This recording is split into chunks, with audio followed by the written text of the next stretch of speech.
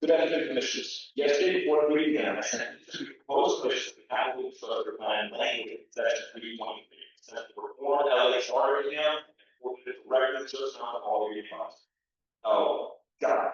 I want to briefly highlight all these revisions implement goals that are outlined in shorter notes regarding unified infrastructure and motion also a coordinated multi-year capital infrastructure plan that integrates public planning, practical infrastructure conditions, and aligning the infrastructure investment with citywide priorities and financial plan. They operationalize these goals by creating a structured capital planning system that activates area rapid. First, it ensures the capital improvement program functions as a prioritized investment program rather than simply a catalog of potential projects. Partial range based on projected years focused on how large infrastructure needs. Second, it requires citywide infrastructure monitoring, allowing cities to track the state of infrastructure and prioritize maintenance and replacement before assets fail. Third, it improves transparency by requiring disclosure of deferred maintenance liabilities, replacement costs, infrastructure, and long-term capital funding. Finally, it incorporates life cycle cost analysis, project readiness standards, and post-project evaluation so that investments are efficiently scalable and accountable. Taken together, these changes help ensure the CIP discipline planning tool is efficient in motion and takes it from merely something that just works into one of the best way out things in the country, not just based on the idea of one or a couple people, but actually based on the data of what works and what didn't in cities across the country. This delays a chance for other cities in the country and around the world by making Los Angeles a place where it's not only safe, access, and be on our streets. It is also a place where we know certainly that everything is available so much. These are the things. Come on down.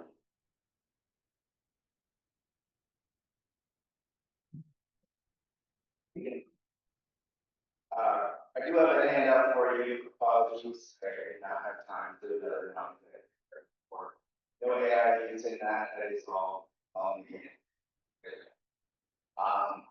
There are a few things that I do hope to talk about regarding the executive director report. I hope maybe time and I don't care over there, however does that, but that is an important part of this process.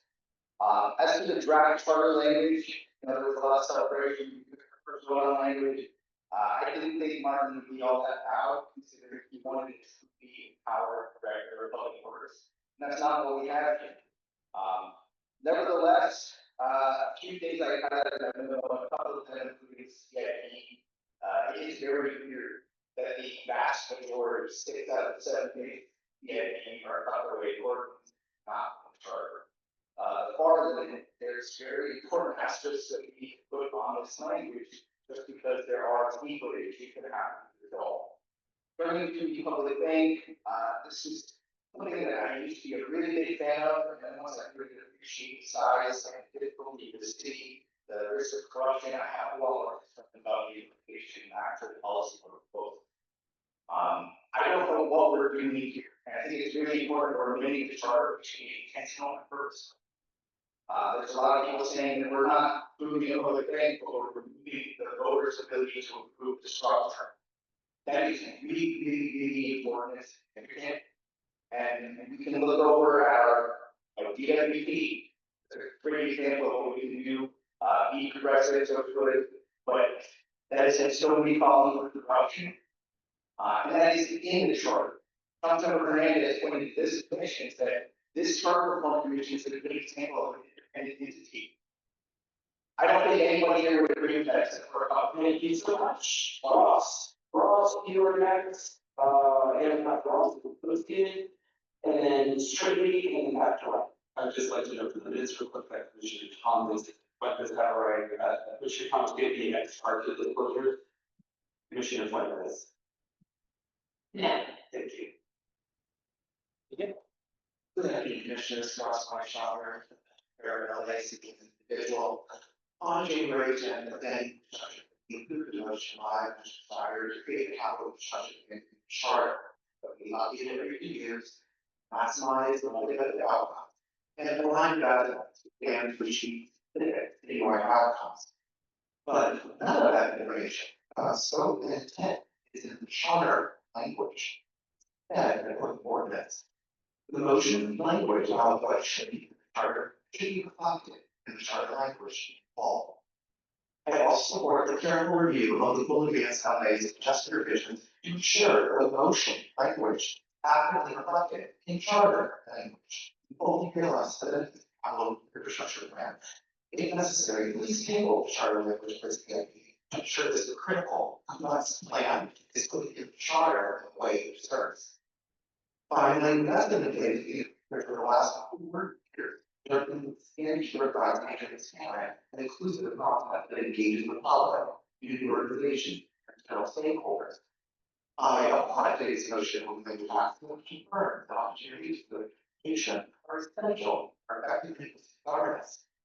The passion and the infrastructure acts like teach design, like so we have conscious that energy power and the advanced infrastructure are benefit everyone.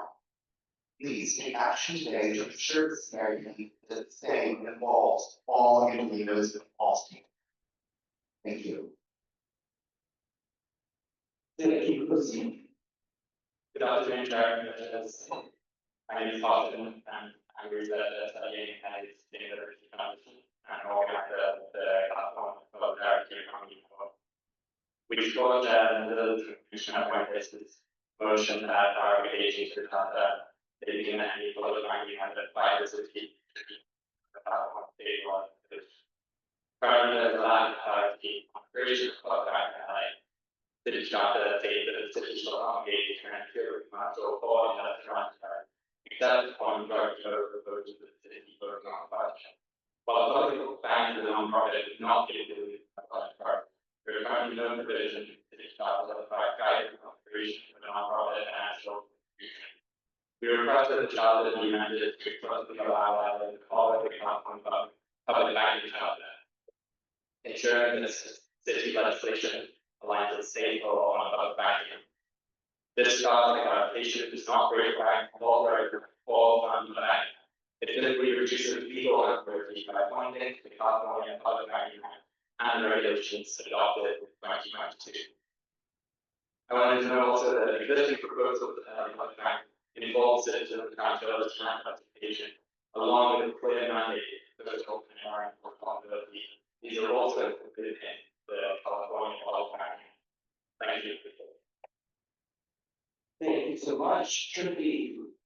Good afternoon, Chair, Commissioners, I'm here. I am completing training as Director of Health and Safety Alliance here to support Chair Maytag on points of motion to add. I heard my reference in the charter as the city considers public banking.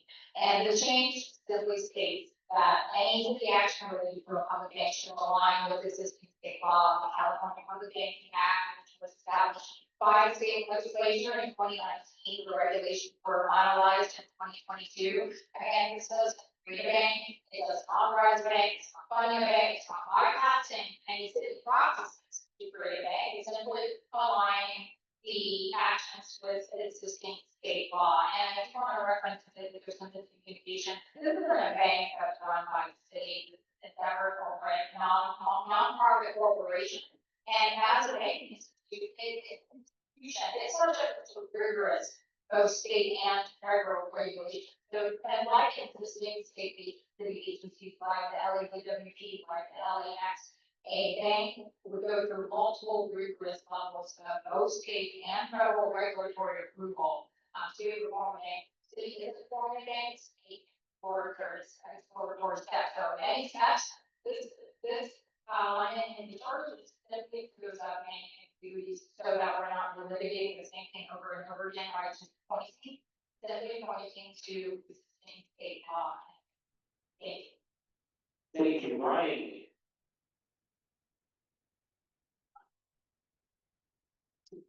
Good afternoon, Commissioners. Ryan Harville, State of LA Department of Recreation and Parks.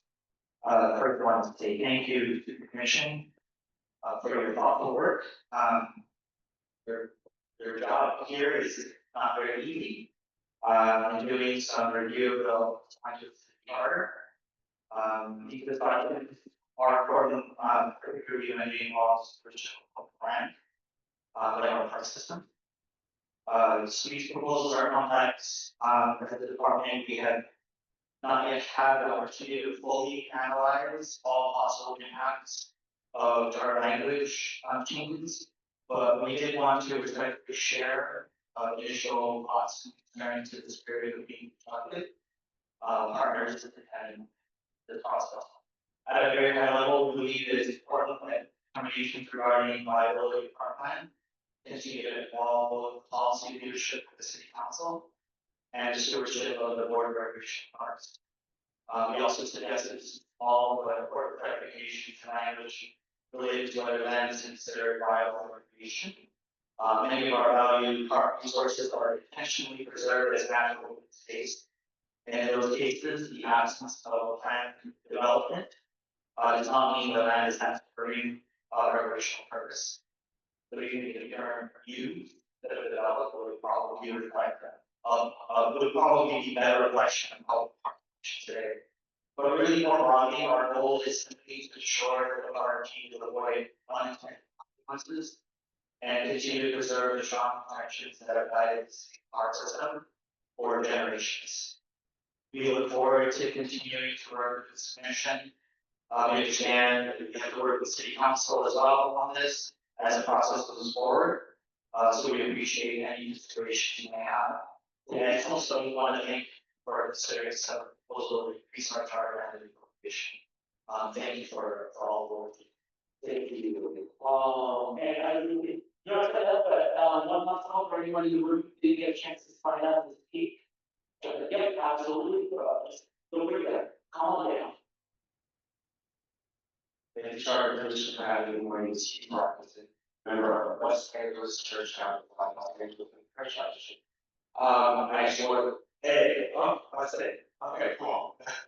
I just want to also affirm my support for the public motion that points to the California Commission, that actually stipulates California Public Banking Act. Just making sure that our city process aligns with what California has done. So I just lend our support to that and thank you.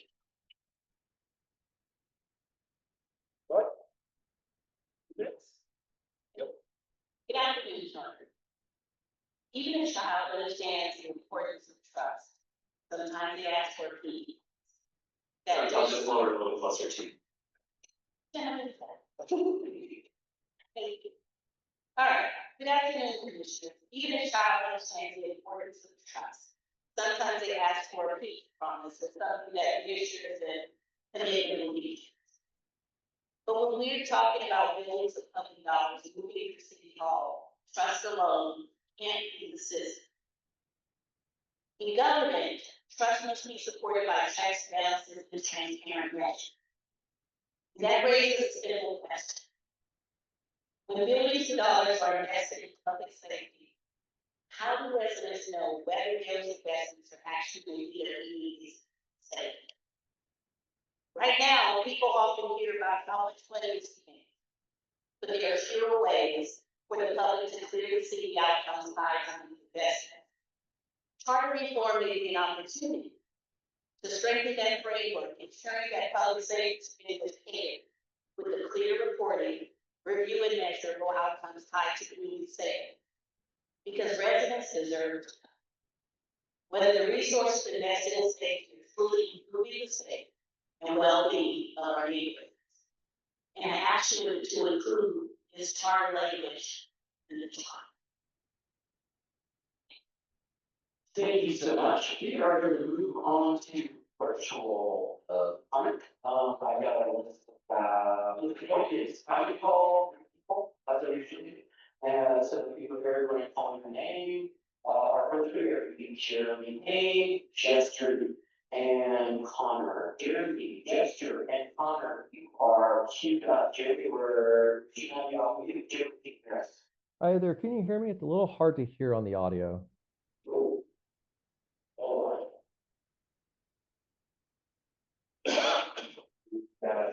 We can't hear you either. Okay. Try again. Can you hear me now? It's good. All right, thank you. This is Jeremy Payne.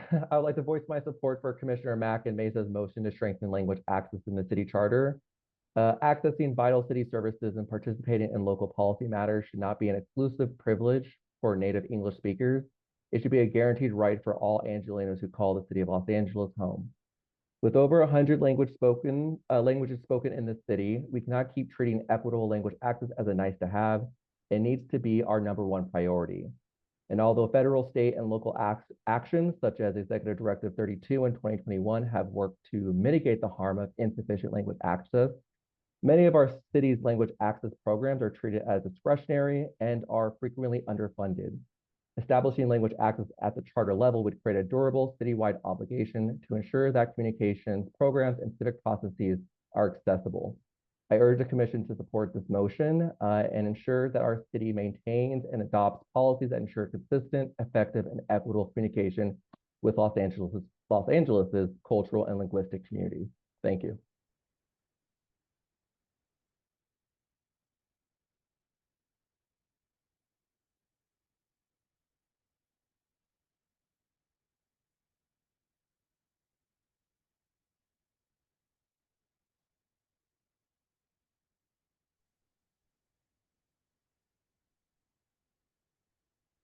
Jester?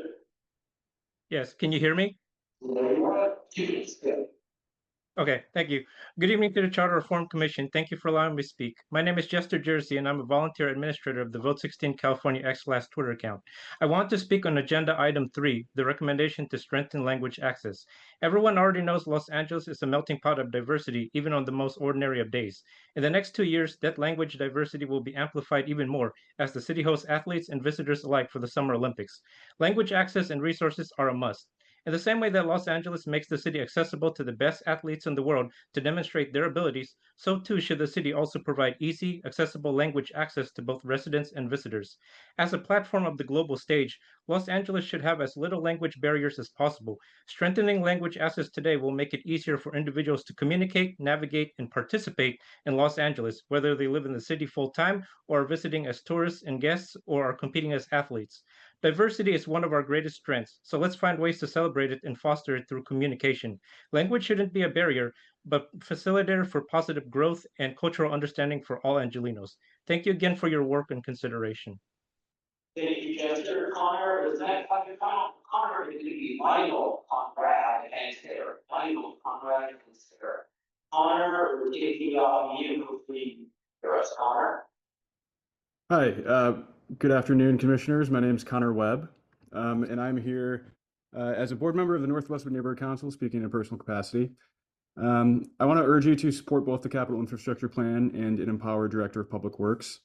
Right now, we have no one steering the ship, and frankly, there isn't even a map on the ship. We have 8 separate departments managing our realm with no shared strategy, no unified accountability, no long-term plan. We spend nearly $1 billion a year on streets and sidewalks, but have nothing to show for it. And frankly, the city doesn't even know how bad it is. I recently completed a sidewalk audit of North Westwood Village myself because it had been ignored for so long. In less than 2 miles, I found 140 locations of broken, damaged, or inaccessible sidewalk. Much of it is the original concrete stamped from the early 1930s. Someone is killed on our streets every 2 days, and we repair only 10% of sidewalk requests annually. This is why we're paying on average $100 million each year in liability payouts for unsafe street conditions. None of this is okay, and the status quo cannot continue. Every major city has a capital infrastructure plan. We are alone in the mismanagement, and frankly, we feel it every day. We cannot repeat the mistake of a Director of Public Works without real authority either. The director must be empowered to set policy, coordinate departments, and manage a citywide plan. So, these changes won't create new money, but they will force us to spend what we have wisely and transparently. So please support these measures, and thank you very much. Thank you. Lionel is next. Lionel, can you hear us? Lionel?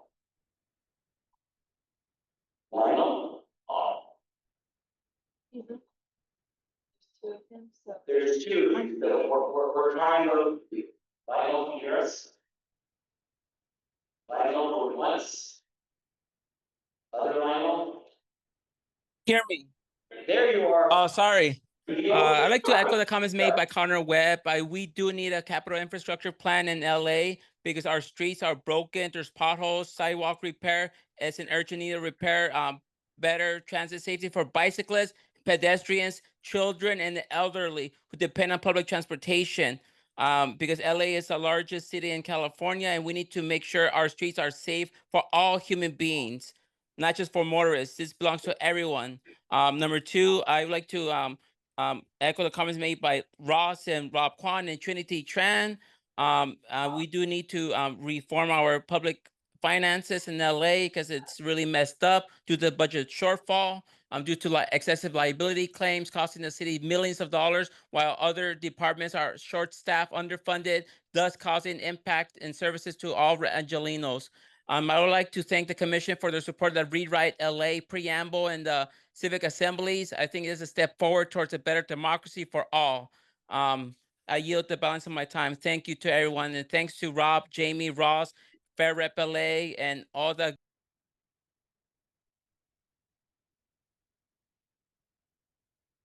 So, next is Conrad. Conrad, we're taking you off mute. Conrad, address.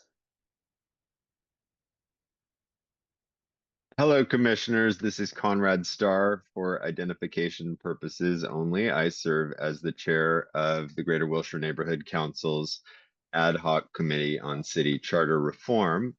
And I have a brief general public comment encouraging the commission to recognize and mandate neighborhood council elections in the remainder of its meetings.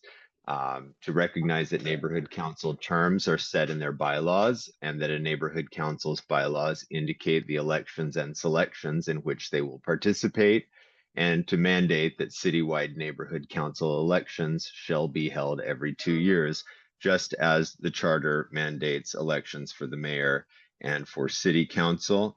As I have told this commission in the past, these citywide elections are when neighborhood councils and the Department of Neighborhood Empowerment come together to get the message far and wide that participation is available to all sorts of stakeholders, residents, business owners, and workers alike. And to lose the opportunity, as the city clerk is proposing for 2027, is a travesty. So to enshrine this in the charter will prevent any future attempts to diminish our voice, diminish our reach, and challenge the potential diversity that we can add to our boards. And with that, and the GWNC did pass a CIS last night to this effect. Unfortunately, our chair is traveling, and so you will be seeing that soon. And I yield any balance of my time. Thank you so much. Thank you, Conrad. Next, Dr. Sarah, Jamie, John, and Amy here. Jamie, John, Amy are Dr. Sarah, you should be off mute by now, Sarah. Hello, good afternoon, Chair and Commissioners. My name is Sarah Friedman, and I'm with the Trust for Public Land.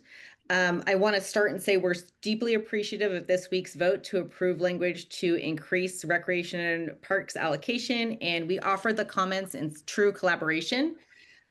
We do appreciate the pressures facing the city, but as drafted, 594E has some ambiguities that could really undermine land protections and equity and open the door to disposition of parkland for purposes that have nothing to do with affordable housing. We have 5 concerns. First, the council should not have unilateral authority to declare parkland non-viable. The Board of Recreation and Park Commissioners has the technical expertise to make that call. We recommend requiring both the board and the council to concur before any transfer moves forward. Second, as it's drafted, it's pretty unclear whether in subsection E, all 6 conditions must be met or whether there are alternative pathways. There needs to be a clarification that would be clearly conjunctive, or there's some vulnerabilities there. Third, we're really supportive of the finding of public interest, but we recommended defining it specifically. So tying it to community recreation needs, community surfing needs, or affordable housing. Before moving forward, it could be too general otherwise. Fourth, the proceeds provision is a really weak substitute for replacement parkland. There's no floor on the price, and parkland could be sold well below market value. We recommend retaining the current requirement of 1-to-1 replacement land for parks. If that's not feasible, transfers must be at fair market value based on the highest and best use, not just assessed value as open space.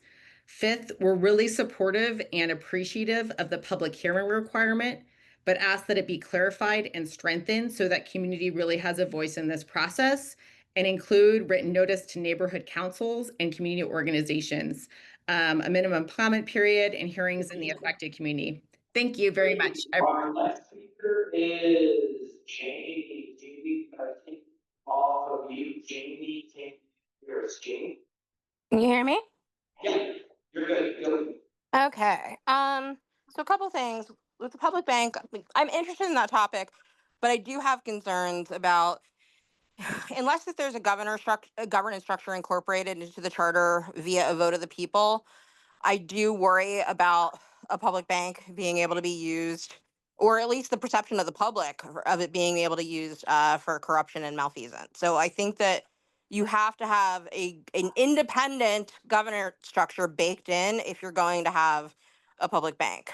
Two, I was looking at the executive director's report on neighborhood councils, and yeah, it's like 60% that's supposed to get it. But your guys's contract with City Fabric says that they're supposed to do 50 presentations to neighborhood councils, and I know for a fact that it is nowhere near that. So what are you guys paying them for? It's a lot of money for that contract for them to not actually do the work that they were contracted to do. Because I've done the work on that. And so I also look at things like, why are we missing calendar updates? There wasn't one for February, there wasn't one for March, the kind of flyers that people would want to use.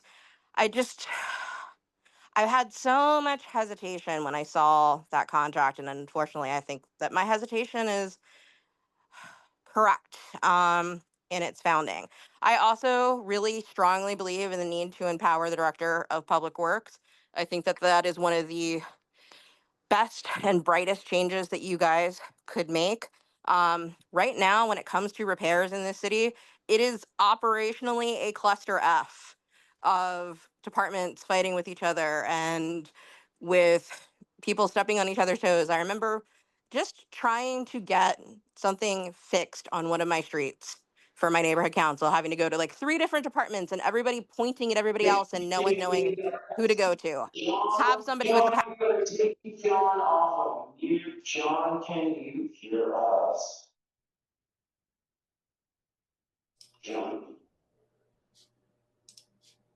John? Hi there, John Deering. Been involved with the advocacy around the CIP, the Capital Improvement Program.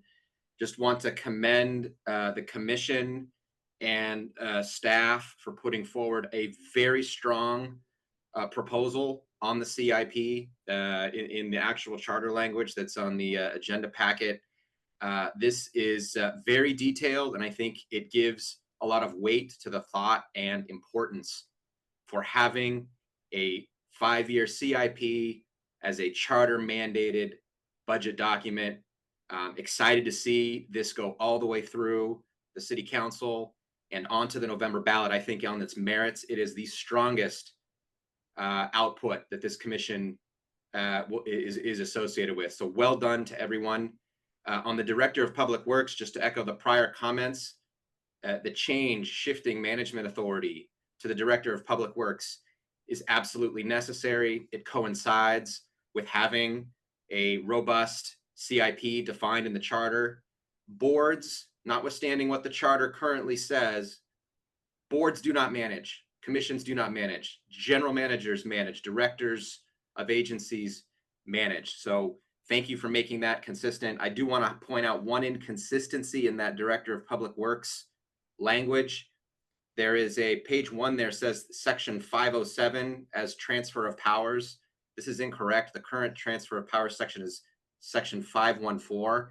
And I'd like to request a clarification. The Director of Public Works says it would be added to this section. This section governs certain departments. So why is an individual position, as in the Director of Public Works, added here, not the department? I appreciate clarification on that point. Thank you.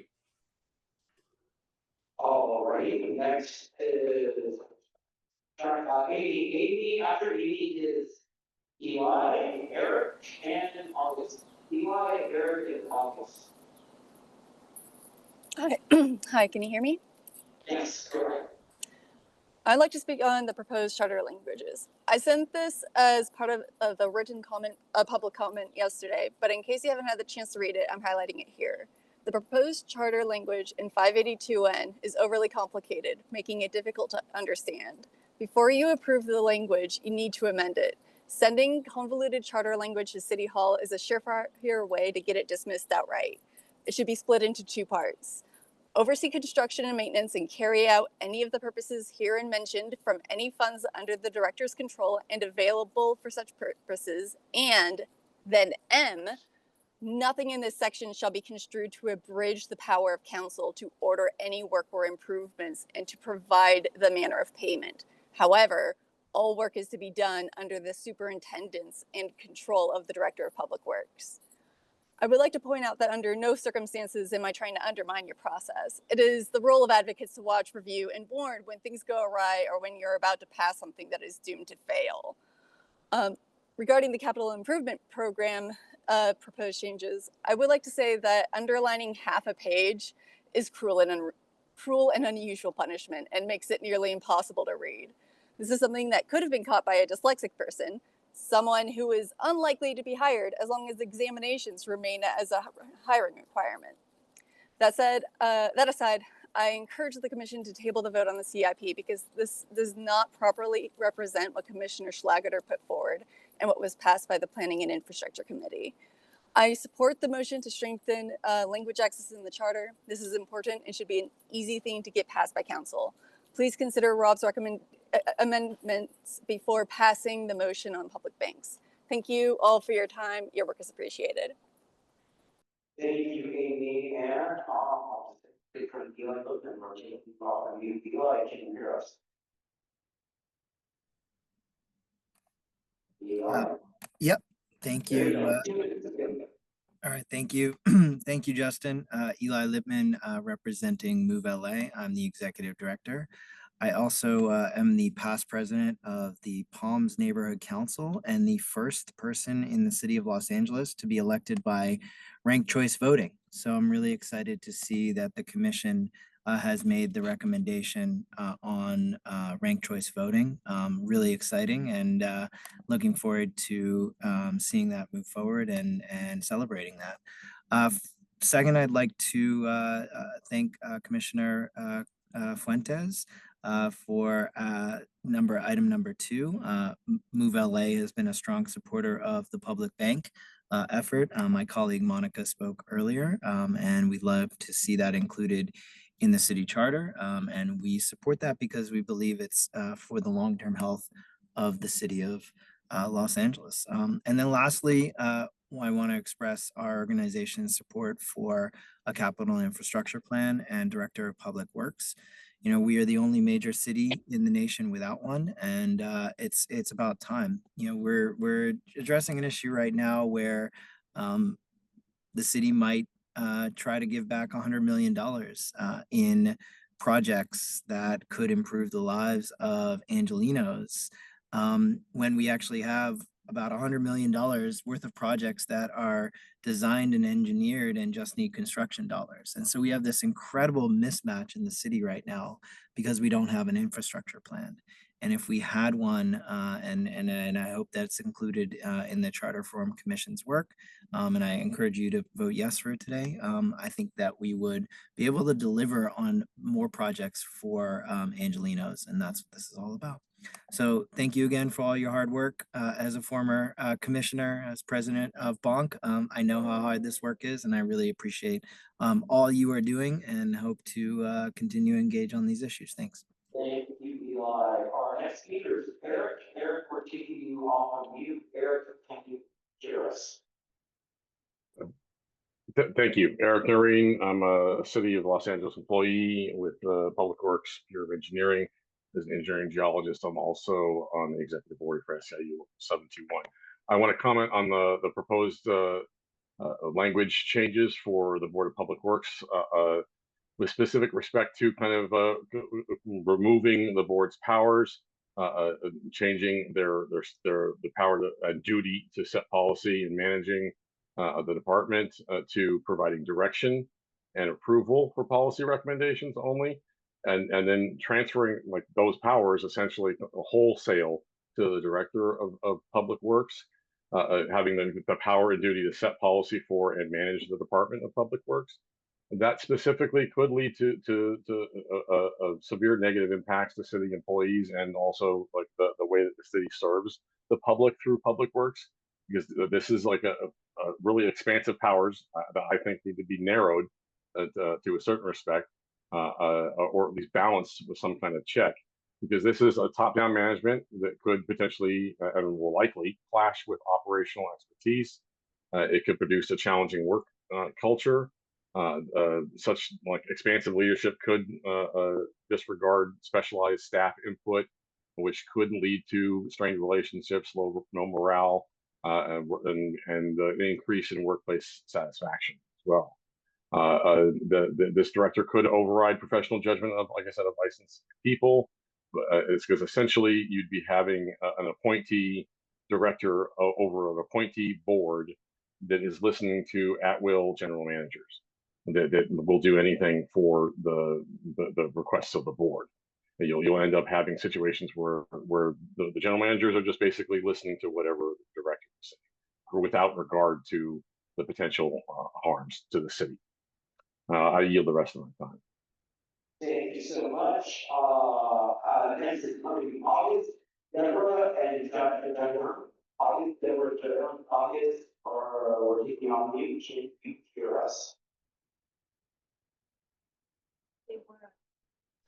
Hello, hi, commissioners. I am a volunteer with Streets for All, and as a pedestrian advisory committee member for Council District 11 on the west side, I just wanted to echo earlier statements made by Connor Webb. Yes to a director of public works, yes to supporting a capital infrastructure plan, and yes to better infrastructure. This all needs to lead to safer, more efficient multimodal streets if we want to be a world-class city. I yield my time. Thank you very much. Thank you. And Deborah, we're taking off mute. Deborah, can you hear us? Yes, I can. Thank you. Good day. I'm Deborah Murphy.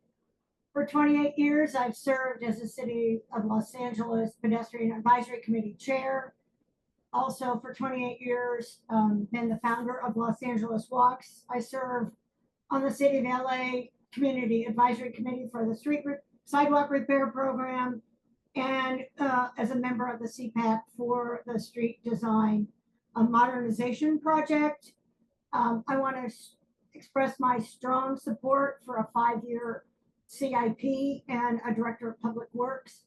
In addition to all that volunteer work I just mentioned, I've helped bring $450 million in active transportation and climate action grants to the City of Los Angeles. And it's been extremely challenging over the last 20 years of that grant coordination services to be able to properly advise on projects without a CIP.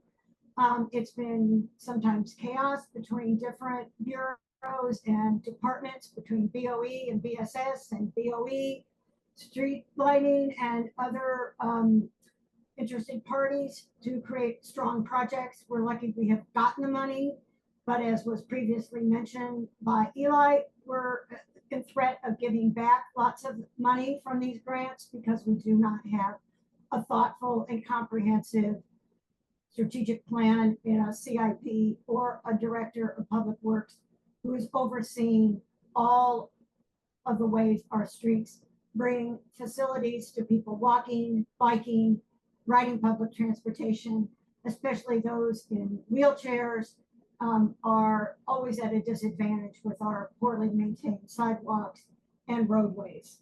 I want to strongly encourage you to support the 5-year CIP as well as the creation of the Director of Thank you so much. Taking you off of mute. Can you hear us?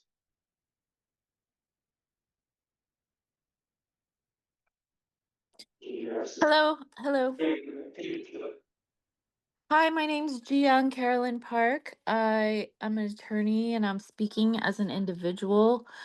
I am in support of a public banking motion. It merely requires any city action regarding public banking to be aligned with the Public Banking, California Public Banking Act, which is state law, and with the DFPI regulations.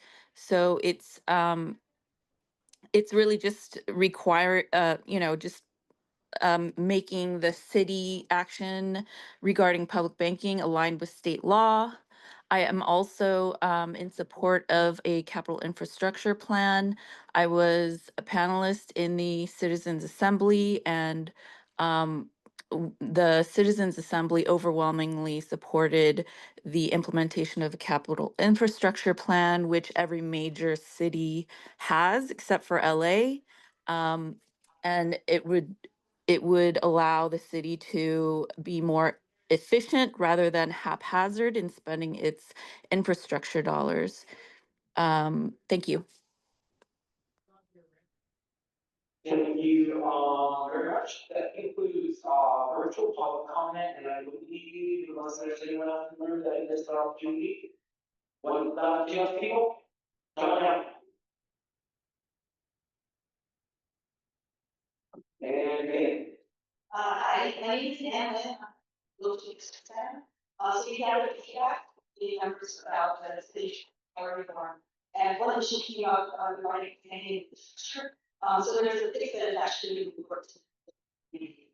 And it's in the Article 5 of the Board of Transportation section 22.4G.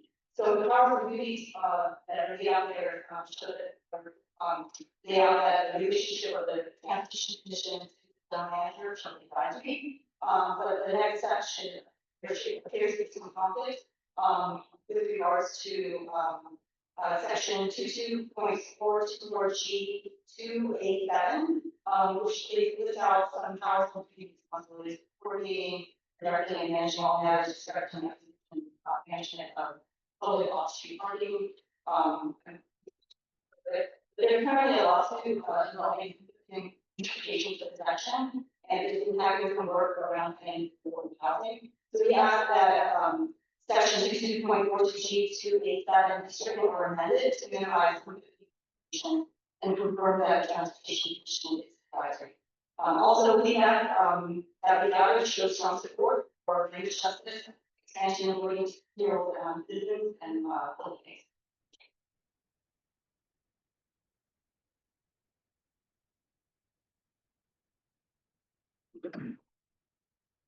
Hi, good afternoon. My name is Yasser Kataki, also from the Local Studies Center. So we need a language access and language justice to embed it into the city charter. Too many times we have to provide translation and issues of our community members. We need to be a civic participation. And unless it go into the charter, it will always be overlooked. I organized one remote Japanese speaker to provide public comment on the meeting plan last year. If I had not been there, these speakers would not have had the interpretation support. It was disappointing for our speakers to see that CPA called home create barriers for them to participate. Also, Wilford was a neighborhood that was hit the hardest after the ice days. Then the community protests that resulted in their curfews. Yet, when programs were offered to support impacted small businesses, nothing was offered in Japanese. Again, it was up to the work of the nonprofit community providing vision and translation.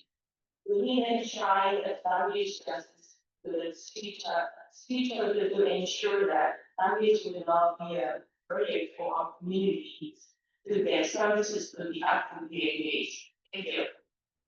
Thank you so much. Mr. Chair, Thank you. We now move on to the neighborhood council community impact statements. Are there any community impact statements in the room or virtually? If there are virtually, please raise your hand.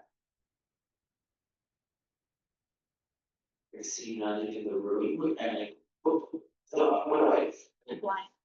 Like, all right, and I see none online. Commissioners, we're gonna take a 15-minute recess. I'd like to 5:10, that we can meet in 5:25. Is there any objection? All right, seeing that we're in recess till 5:25.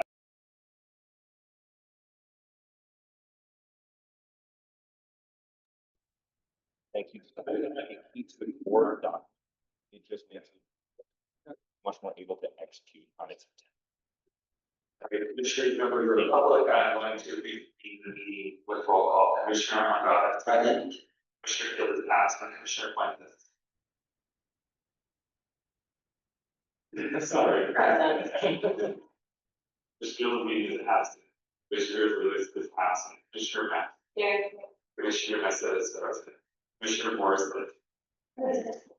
Commissioner Marie. Commissioner Sanchez. Present. Commissioner Stein. Present. Commissioner Thomas is not something that he is. Commissioner is absent. All right, we're going to go to the executive director's report on outreach and other matters. Thank you, Mr. Chair and Commissioners. You have a report for a councilman, outreach, to our councils as we head towards the time, making sure we hit that goal. So, for those who are listening, who are on favorite council and submit the CIS, I highly encourage and work with you. We'll be continuing our outreach, especially for those who have yet to submit a tax savings. But we'll look forward to you on campus, and there's definitely been uptick in the last couple of weeks. As these responses really come to fruition, so excited about that. And of course, next week you are at the 8th. In our 15 council district, that all 15 council districts will be extended after next week, so that's another major milestone. Right, so to take it to my report, based on timing, I want to inform the commissioners now. As this commission at the infrastructure committee level and then later the commission requested that the city allow it to have outside counsel on all matters related to their work on the office, study reforms of the office of city attorney. This commission has subsequently also moved forward on reforming the office and participating into two different offices. While we are working on that, we were talking to be launching the outside council working with the attorney's office. We granted us authority. There was unfortunately a timing snag that we had hit where we were in the middle of a process with one firm. We realized we weren't able to probably execute with that firm because of extensive conflicts that they have related to the quite extensive conflicts. So in order to change that process, to choose another firm, we didn't have the time window that needed, considering that conflict was not really tested. So we are exploring other options. I'm having a conversation with the attorney's office and with others, including council leadership, about other options, which I will look forward to hopefully having an update at next meeting on other options. We still intend to keep on working on that matter on verification, but as of right now, we're just not sure what the final task will be. Hence having outside counsel look at it. I look forward to hopefully having more for an update on you next week. I just wanted to give you all the heads up that it might delay verification a little bit, so stay tuned. That concludes my report. I'll just questions. Thank you, Executive Director. Okay, let's move on to item number 1, consideration and possible approval of potential planning and infrastructure charter language for final recommendations by the Commission to Council. Commissioners, before you, I'd ask you to pull up the sheet, that's an explanation of charter changes, March 12th, 2026. That is, an overview of the different, charter revisions, that are before you. To walk us through the revisions, I'm gonna hand it over to Commissioner Murray. Commissioner Murray, if you just want to vote for maybe all of them, and then I can administer the votes afterwards. Thank you, everyone. Again, I want to thank the staff for their diligent work on all of these items. We've taken extensive public testimony and public input and several votes of the commission to narrow down our planning and infrastructure program. With regards to the infrastructure, we had several items that the commission passed. And I'm just going to go down the list as Chair Mesa has asked me to empower the Director of Public Works. There's an explanation to empower the Director of Public Works will streamline and better coordinate the infrastructure. Second item, codify capital improvement plan in the charter. The explanation is codify capital improvement plan in the charter. But we go how the city plans for delivers infrastructure.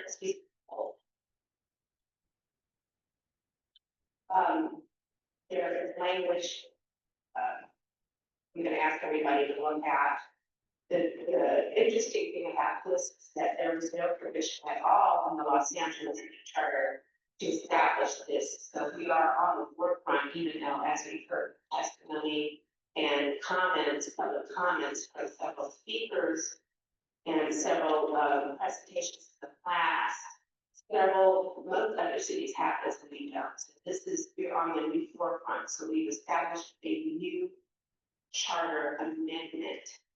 And in order to implement that, we have a charter, and also we have very strict language that we've been working on with the city attorneys, which implements this by ordinance as well. So this is a little bit different, but it is similar to the items that we had at the last commission meeting where the Civil Service Commission had to approve personnel items. So it's a technicality, so that's just an explanation.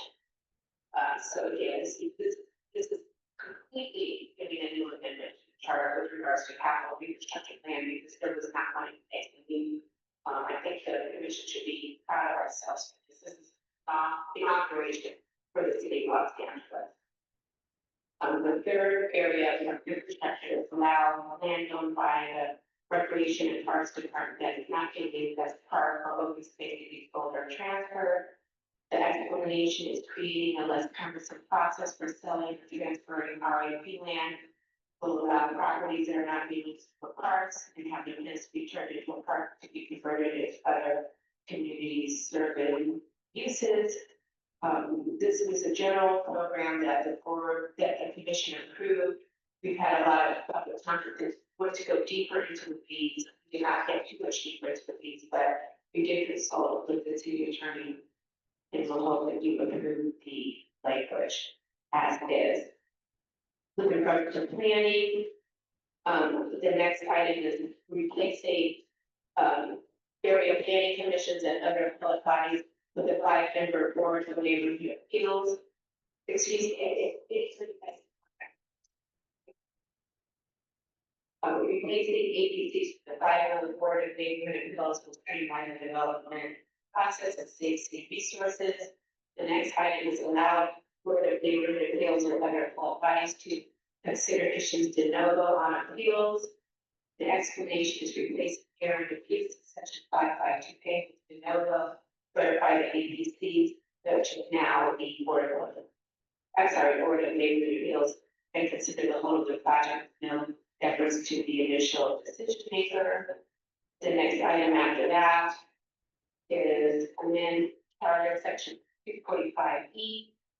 The explanation is amending section 245E will create more transparency in land use decisions making by getting council the authority to demand on effective planning commission for reconsideration a single item and include a time requirement for council to act on certain land use cases, and finally, amending the charter section 104E, and they are limited at 13.1. Again, this is an item that we've been working with the city attorney on to make language to make it a little more flexible and combined with laws and also other requirements. Amending section 104E through allowing the council to receive 13.1 FAR restrictions by ordinance will allow more increased development and housing in most job and transitive parts of the city. Thank you, Commissioner Brady, and thank you for your leadership taking us to this point and with many members and other commissioners that you work with.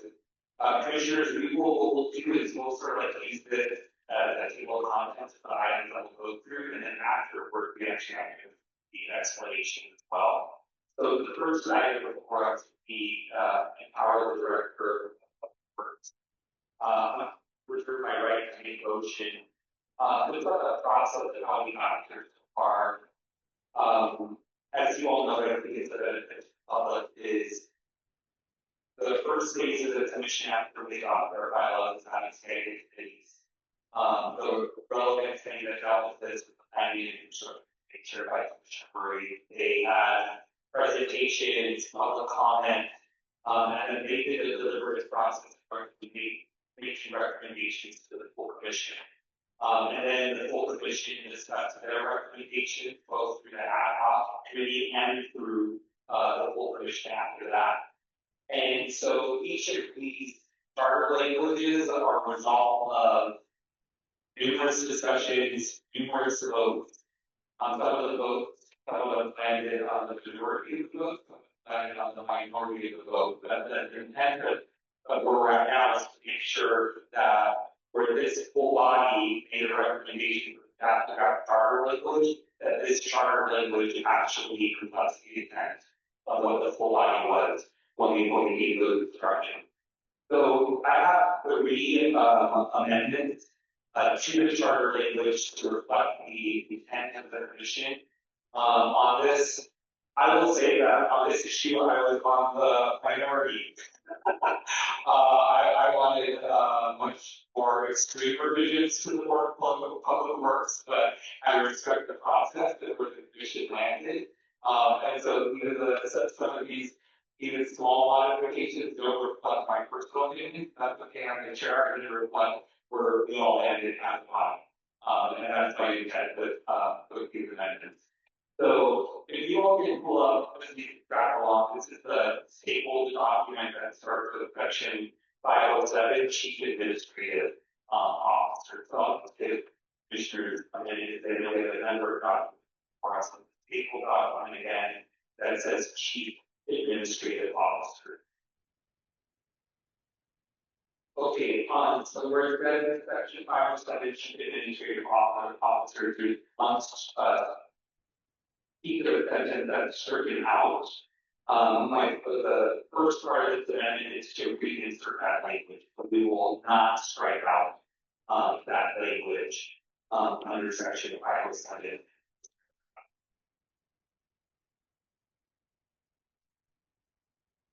Now we move to skip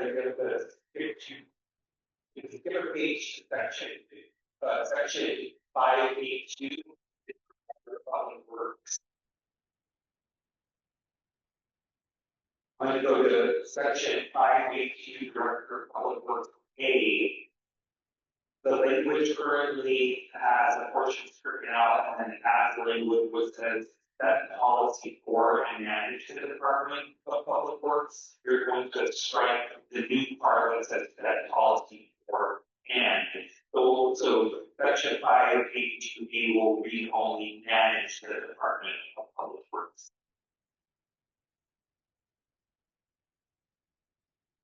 And then the last part of my amendment is also section 582 on the next page. And there is at the end of and that there weren't should be out that were for we would be inserting that language.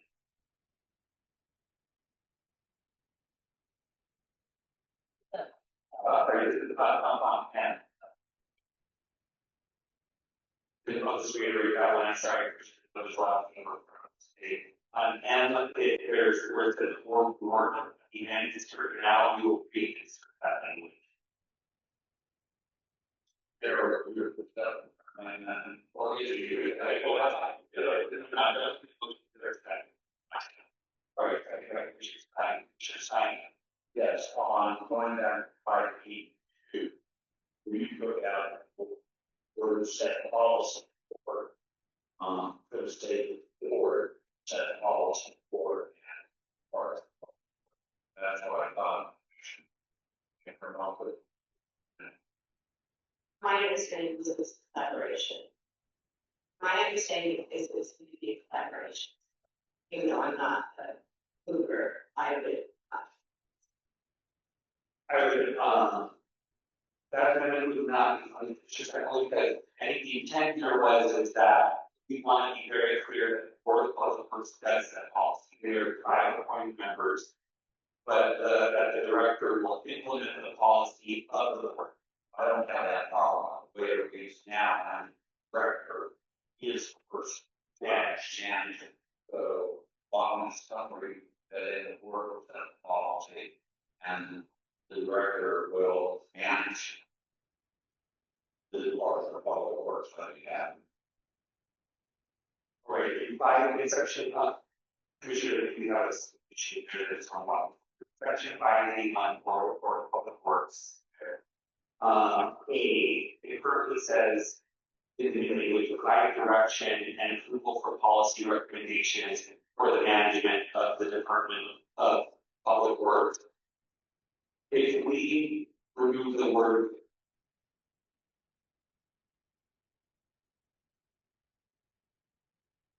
I think this captured the answer not of okay, but it captures the current is will is absolutely acceptable all the time. Okay. All right, so then the motion before us. Okay, so so we have the motion before us, the motion as amended. Let's have the discussion on empowering the director of public works. Commissioner Murray. I just want to emphasize that Commissioner Stein and I worked very hard on the powers of the director of the Board of Public Works and the Director of Public Works, and we're going back and forth on language, and so I believe that we've come to the tacit agreement about the responsibilities of both the Director of Public Works and the Board of Public Works. So we're just sort of going back to the language, but I think the document that we have before us, I think captures what the planning infrastructure stuff that we presented to the entire commission and the entire commission to approve, I believe, all of our recommendations. And thank you, and again, I want to thank the staff for collaborating in regards to the language. Thank you. All right, so no further discussion. I'm going to take a vote on the motion as amended to empower the Director of Public Works. Commissioner Andrade. Yes. Commissioner Field is absent. Commissioner Fuentes. Yes. Commissioner Levine and Lewis are absent. Commissioner Matt. Yes. Commissioner Mesa votes yes. Commissioner Morrison. Yes. Commissioner Murray. Yes. Commissioner Sanchez. Yes. Commissioner Stein. Yes. Commissioner Thomas. I want to say yes, but I also wanted to have those discussions. I'll just say yes for trying to pass that point. Pass that. Motion passes. We now move to codify capital improvement plan in the charter. Commissioner Murray, would you like to make a motion on this matter? Yes, I will move to approve the language as constituted of the capital improvement program. I believe I gave a brief explanation Because that this is, we're charting into new territory, no pun intended, charter, with this. I didn't think I was being asked about it, but I guess I was.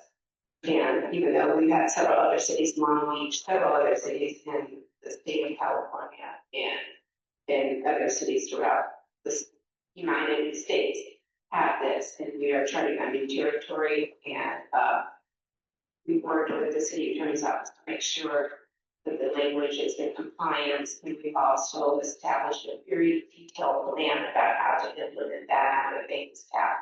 And we're working on that in collaboration with our other partners in the community.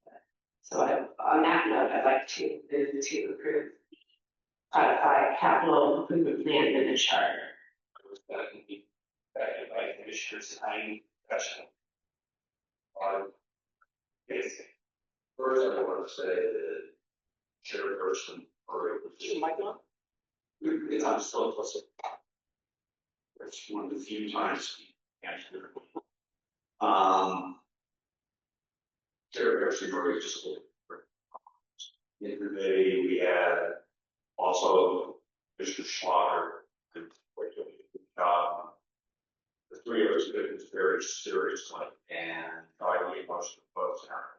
And I think Commissioner Murray serves doing that. I have just one of these small things. In section 323, we said prior to the adoption of a program plan, the administrative officer / CFO shall certify. But if you go down to paragraph D, fiscal certification, it only talks about the city administrative officer leaves out CFO for the purpose of consistency. I think we should have CFO back in the. I'll take that as a principle. And my other small one was the first question. We added here, in the mayor could have this by state. You know, the mayor gets appointments, gets appointments. First of all, the steering committee. First of all, how many are on the steering committee? How many appointments are come from council and from the mayor's office? He limited that a little bit so that it just doesn't get overwhelmed. And I'm open to anything chairperson, in this case, Commissioner Murray, feels awesome. And I think we that starts to get as a quote of Jeremy's the slippery slope when we start to sort of, I mean, this is going to be established, this part is going to be established by ordinance. We get down when we get into too many details with regards to that, but I understand your concern. I'll go with that. Thank you. Commissioner Fuentes. I wanted to offer an amendment that's hopefully friendly to section 8, specifically related to emergency or 8, item C, related to performance metrics. So under, for after, I should say, the sentence about emergency amendments, I just wanted to offer. What section is it in? You only go to 7. Oh, 7, sorry. 7C. There's that sentence about emergency amendments. I was just gonna offer that additional text be added to the emergency amendments require declaration and approval by the mayor or city council. Can you please go back one more time? Yes. You're saying I'm not on the Twitter. 7. The last page. Performance metrics. Yes. Okay, so the sentence that starts emergency amendment. I was gonna offer an amendment to add a sentence that reads, bless you. Emergency amendments require declaration and approval by the mayor or city council. Declaration and Approval approval. by the mayor or city council.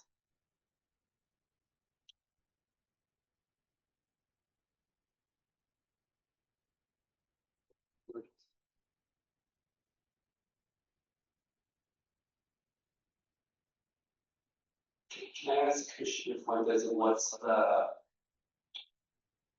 not the intent, but what is the difference between what is written now and what the amendment? This is just emphasizing the process for emergency amendments in this section. So just clarifying. Maybe just. So that's not misinterpreted about its process.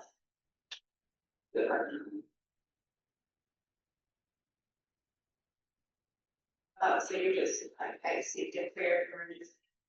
I understand. So based upon you I have a problem with this thing. Okay, thank you. Commissioner Matt. If I can also suggest a friendly amendment, I'm looking at section 7, part A, under public access. And my amendment would just be to add one sentence after, so I'm just gonna read out A. So A is the CIP scoring criteria, project ranking, life cycle analysis, funding sources, status reports shall be published on the city website in a searchable format and include a regularly updated GIS enabling maps of all CIP projects. My amendment would be to add one more sentence that says, the city shall make sure public facing CIP materials and outreach also includes multilingual information and wayfinding support to affected cultural neighborhoods. That sounds terrific. I was going to recommend that as well, but if you could just say it slowly, we can make sure that. Oh, I haven't, like I wrote it up right now. We'll take a picture. Okay, I can read it one more time just to be clear for change. So right after the first sentence of section 7A, we will add one more sentence that says, the city shall make sure public facing CIP materials and outreach also includes multilingual information and wayfinding support to affected cultural neighborhoods. I accept that for amendment. Is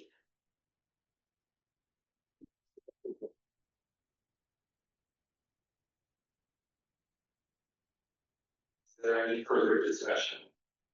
Yeah, so does that include under represented folk in terms of the cultural layers? Different languages.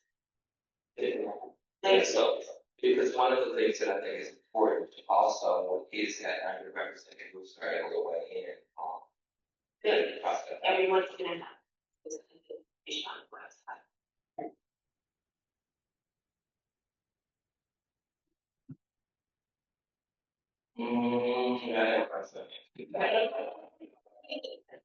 What I'm saying is that one issue planning, Black people don't wait. But it's gonna be on the city's website. I understand that, but they're also in envisioning these projects.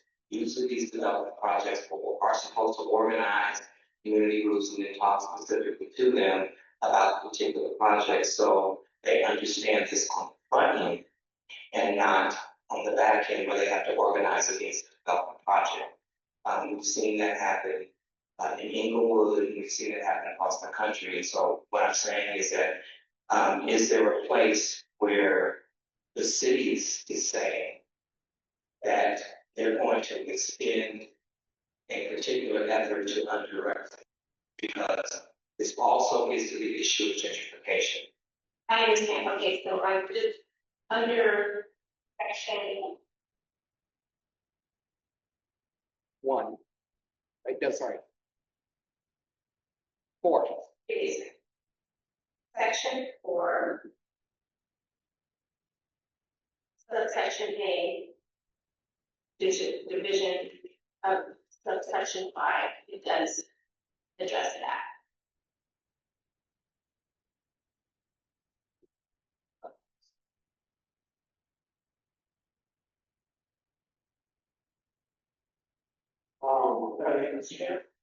Yes. Thank you. And to Commissioner Thomas's point, the evaluation criteria of the CIP or step in this process and to evaluate projects at the university CIP have, public health and safety impacts, which I think, definitely is, not, a subtle nod to equity. Because we know, those, underserved, have, worse health, outcomes. So we start there, but really the underlying is provide what it is number of scoring is equity and geographic distribution. So that is saying out loud that equity has to be included in sport play here. I think that's the intent, but that's not necessarily what that's it. Well, this is just, we're trying to get the framework. Okay. We're just trying to get the framework, and the majority of this would be implemented by ordinance. We have to include all outreach, so this is just to get it in the charter. I just want to I make understand the concern. Yeah. Definitely. I just want to make sure that it doesn't continue as it Well, has. there isn't anything now, so we're starting from scratch. Yeah, I know this brand new development is not brand new, and the emphasis on talking to the communities is not right. And there are some communities that they come out and they organize and speak, the projects are canceled. There are other communities that there is no real outreach, there is no real impact in terms of listening to the voices, and I just want to make sure so it is right. And we already passed a motion that talks about equity and repair, that we don't on the one hand speak to repair harm done to underrepresented communities and then repeat that harm. So I know the intent, but I don't have the language, but I just think that I just want to highlight the fact that we have to double down, especially, as I said before, especially as it relates to Black folks, because there's not a lot of Black folks in this town. And so we have to make sure that we provide space for them. Because in a democracy, it is not winner take all, it's not majority rules. It is that we are to protect the interests of the minority over the tyranny of the majority. And so I just want to make sure that that is emphasized in the point that. Thank you, Commissioner Thomas. Any further discussion? All right, I'm going to call a vote on this item. This is to approve codifying the capital plan in the charter as amended. Commissioner Andrade. Yes. Commissioner Field is absent. Commissioner Fuentes. Yes. Commissioner Lewis are absent. Commissioner Matt. Yes. Commissioner Mesa votes yes, and Commissioner Morrison. Yes. Commissioner Murray. Yes. Commissioner Sanchez. Yes. Commissioner Stein. Yes. Commissioner Thomas. Yes. Commissioner Yap is absent. Motion passes. Commissioners, we now move to allow land owned by the Recreation Parks Department that is not being used as part of our open space to be sold or transferred. For your documents, this is the table document that section 594, control and management of recreation and parkland. Commissioner Murray. Thank you.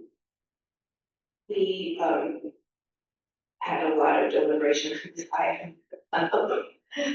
This is not the Commissioner Stein's my baby, however, Commissioner Slacker, Mr. Portable, and some of our fellow commissioners are, I don't have a background in real estate or buying and selling land, but we did hear a lot of commentary. There were a lot of public comments about this to the community. Was very concerned about these areas.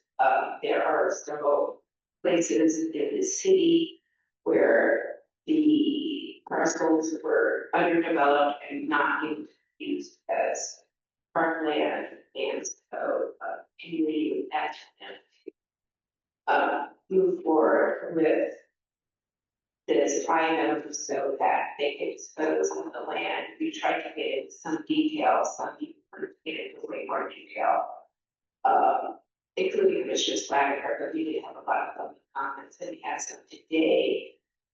The proposal is fairly comprehensive as before you, but it's not as comprehensive as some community people would want. again, this gap paper, to put together a comprehensive proposal for, the disposition of land not being prior land. Again, it's not really detailed as some folks provide, but I feel that it is comprehensive enough to go into the charter. So, I will move to, approve this item. Is there a second? There's a second. I don't know if it's just fine to speak. I can also think Commissioner Fuentes, identify the mission to make sure that the, California Surface Land Act is part of it, because it is referencing a lot of concerns about how this, part of land is sold off, and so on to pay attention. Likewise. All right, is there any further discussion on this item? Commissioner Mack. This is more so for me clarifying, if we look at section E, number 1, where it talks about land modified by properties. I think this might just be it. But section E, number 1, where it says either the board finds and determines the approval of council, I think either should just be shot, right? Sorry, what now? For section E, number 1. Either. So it says either the board finds and determines with approval. Yeah. So I think either should just be struck out. Wait.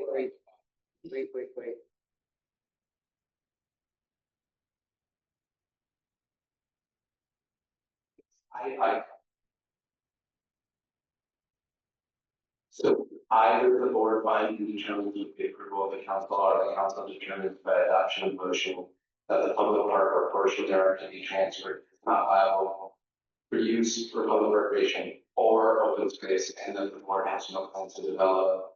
Yeah, I think you're right that they struck and there.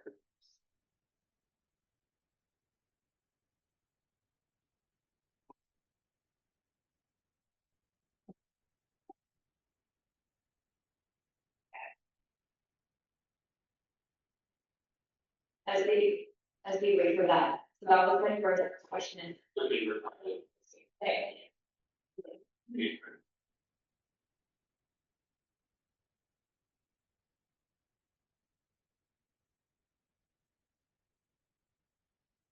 Yeah, maybe go on to the next question. Oh, go back. Okay, the next one is also clarifying, just confirming that, the 6 that is listed out in this section is that it has to apply, all 6 has to be applicable, or just one of the 6 needs to be applicable for it to be not subject to provisions of section C. So to clarify, is it in conjunction or is it? And then just clarify that. It has to meet all of these, 1 through 6. I do. For clarity's sake, I guess if there's a friendly amendment to just add in language that is, that the 6 is in conjunction with each other. I think there was a comment saying that it was not there, there was, like each section was separate as an alternative pathway, or if it has to be all 6 applied for it to be not so. Yeah, so in number 5, when it says and at the end. Okay, got it. 6, okay. Great. Okay, great, as long as that's the way it keeps. Yeah, great. Yeah, that's legally for all. Okay, great, and then, yeah, I think go back to the first. We don't put that. Okay. Okay, I think so friendly. Facts. Okay, but that's no fact. Either way, I think As much clarification as we can. So, if, why are We can do that for the motion. either? Thank you. I'm either and have to be. Should be for time. It's for. Thank you. Good catch, Commissioner Hackney. Commissioner Thomas. I think my question. Your question is,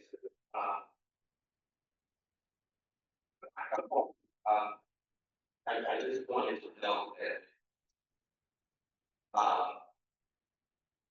providing housing within the house. And it just seems like this would be a great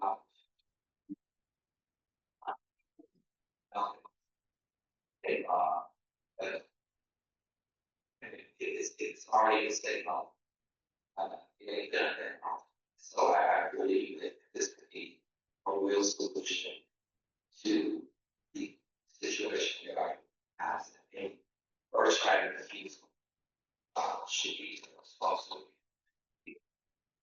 We're gonna have to all have, I just don't. He's just making a comment, he's just making a comment. So, what should be? He's just making a comment. Yeah, and I'm just saying that because the truth is that in these, usable parks, they live their pain. They live their pain. And, I just think it would be wise for us to, how that happens. But I think it would be wise if we're talking about, selling off land that currently is usable. As I was explaining to the audience, many of the churches do affordable housing. They're pretty successful at it. And so this would be a great opportunity for churches and synagogues, nonprofits to be able to get, land at a premium rate to develop this housing, housing. In addition to that, they usually also provide training and life skills, a lot of the things that come with the housing that they provide. So just wanted to kind of throw that out there because I think it's a great idea, but I'm just concerned. Wealthy elites find a way to grab a hold to premium land opportunities. I just think that, I don't know, maybe we could put some kind of preamble, something in here that suggests what our feelings are. Maybe it's the rationale at the beginning to just underscore the feeling of the weekend. That's something that we did practically, as you were saying, Jessica, but I think it's important that it is understood that this is where we make, you make the most significant. Is there any further discussion? All right, seeing none, I'm going to call a vote on this item as amended. Commissioner Andrade, yes. Commissioner Fields is absent. Commissioner Fuentes. Yes, I did everything I could, but I didn't have a lot. Yeah. I just wanted to, acknowledge Mr. Townsend's comments because it's really important. And I wanted to reference, something that passed in the California State Legislature is the Affordable Housing on State Lands Act. So I think if we could maybe reference it in the same way we reference the Surplus Land Act, that could be helpful there. I can't take that. I think that's too much of a big, I understand. It is this, and hopefully it'll work. Even though it's not, it is. What's that? Can you ask why was it? Here, Marty, not too much into the weeds. I understand your concerns. I agree. But this is the motion we move forward. This is the motion.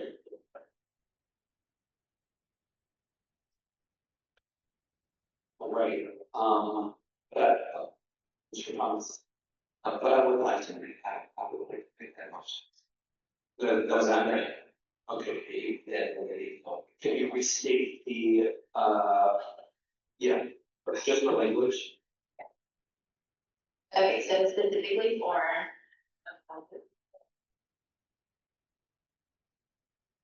Okay, for section E, transferred to purposes other than recreation and park purposes. Underneath D, oh wait, sorry, it would be D, yeah. Land not viable under D. this would be relevant to item number 3. The transfer is compliant with the California Surplus Land Act. And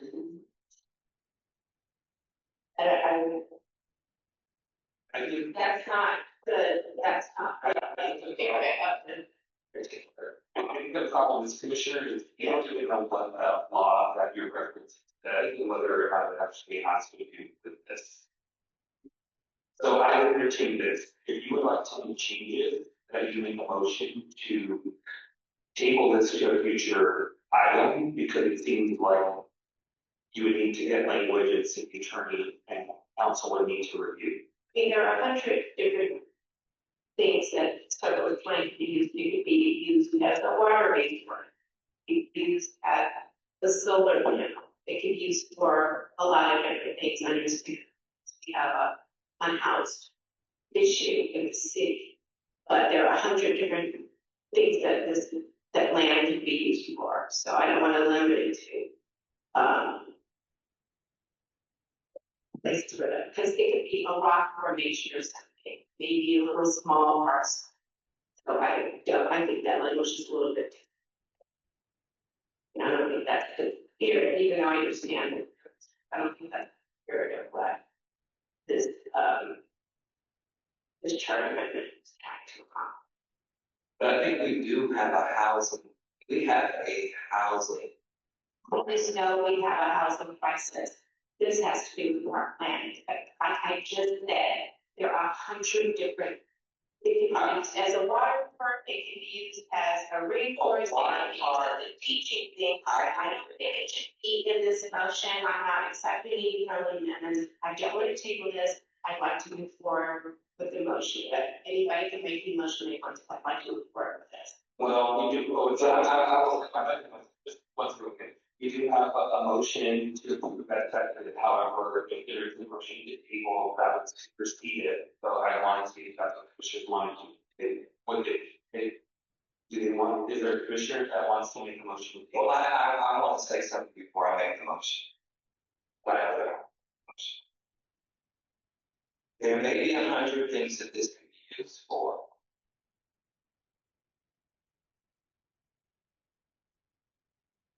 Again,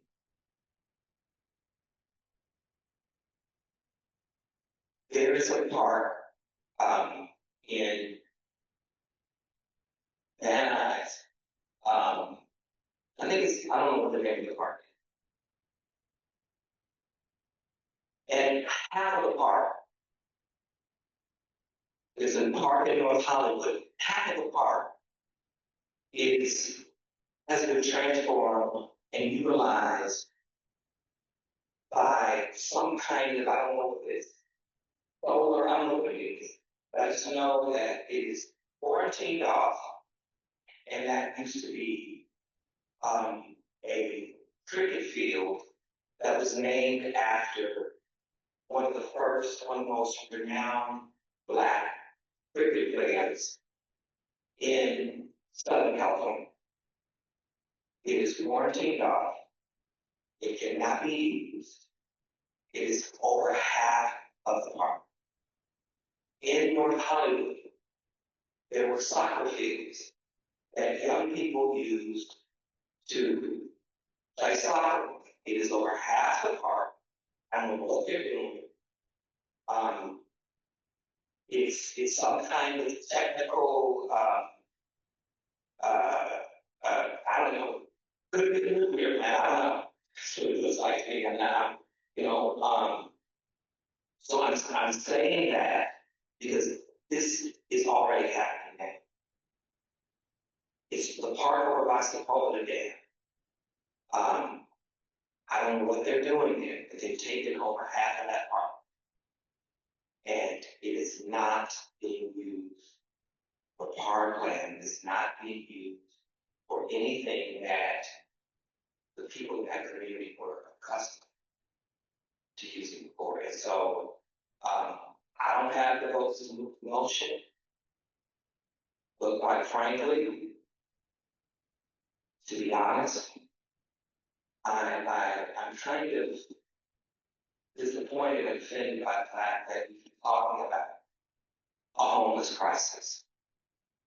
And we have opportunities to do something to fix it. This mayor is in trouble because of an inability to solve the homeless problem as she had hoped. And I know that every place, and it's a difficult thing because every place that has been identified for housing for the unhoused, the community comes out in mass and says, not in my backyard. Right now, the skating rink that young people used to go to, that my kids went, in Northridge, they grew up going to that skating. It was a wonderful place. A lot of nonprofit organizations were able to utilize that skating to raise money for their projects. That skating rink today has been closed down, and now it is a shelter for the unhoused. I totally want the unhoused shelter. I absolutely do. But I also want to make sure that young people have spaces where they are safe, that they can enjoy, so that they don't get into trouble. And that is the prime example of why I think this is something cheap that we can do. I don't, I'm not saying that I necessarily, nobody's gonna want to hold off on this vote for that. I speak the body language. But I need you to know. I need you to know. In my opinion, it's only my opinion, you cannot claim to be concerned about people who have no place to live. But here you have an opportunity to solve the community problem. Black folks don't want it in their backyard. White folks don't want it in their backyard. These folks don't want it in their backyard. Nobody wants unhoused people housed in their backyard except Skid Row. And Skid Row currently is the fastest growing Black community in Los Angeles. And so you all do what you want to do. But it is important to understand that that one little line, do we know everything about this other act, this other state? That one little line can make all of it. If it turns out that it can't, then it can't. But I don't think that we should be in a position where we are saying that it's okay for people to live in the street. I was in South Africa. I've been there a few times. I'm taking my time. Y'all over down here. I'm taking my time. I did not see one person in South Africa sleeping on the street. Not one. There are 56,000, that was like 3 years ago. There are 56,000 unhoused college students. How many they able to go? How many they go to 56,000 college students. You're not providing. Other than only 30 days. Only 30 days. And so again, cannot make you do anything that you are concerned that you want to do. But I can say that it is offensive, it is insulting, and it does not suggest that we care about people who have no places to be. And all of us sitting around this place, sitting around this desk, that is not our reality. Thank God. And hopefully it's not the reality of anybody else, of anybody else. It is the reality of people who come to my church every Sunday. It is the reality of students that are in my classroom. It is the reality that I have to live with every day, knowing that there is nothing that I can do about that.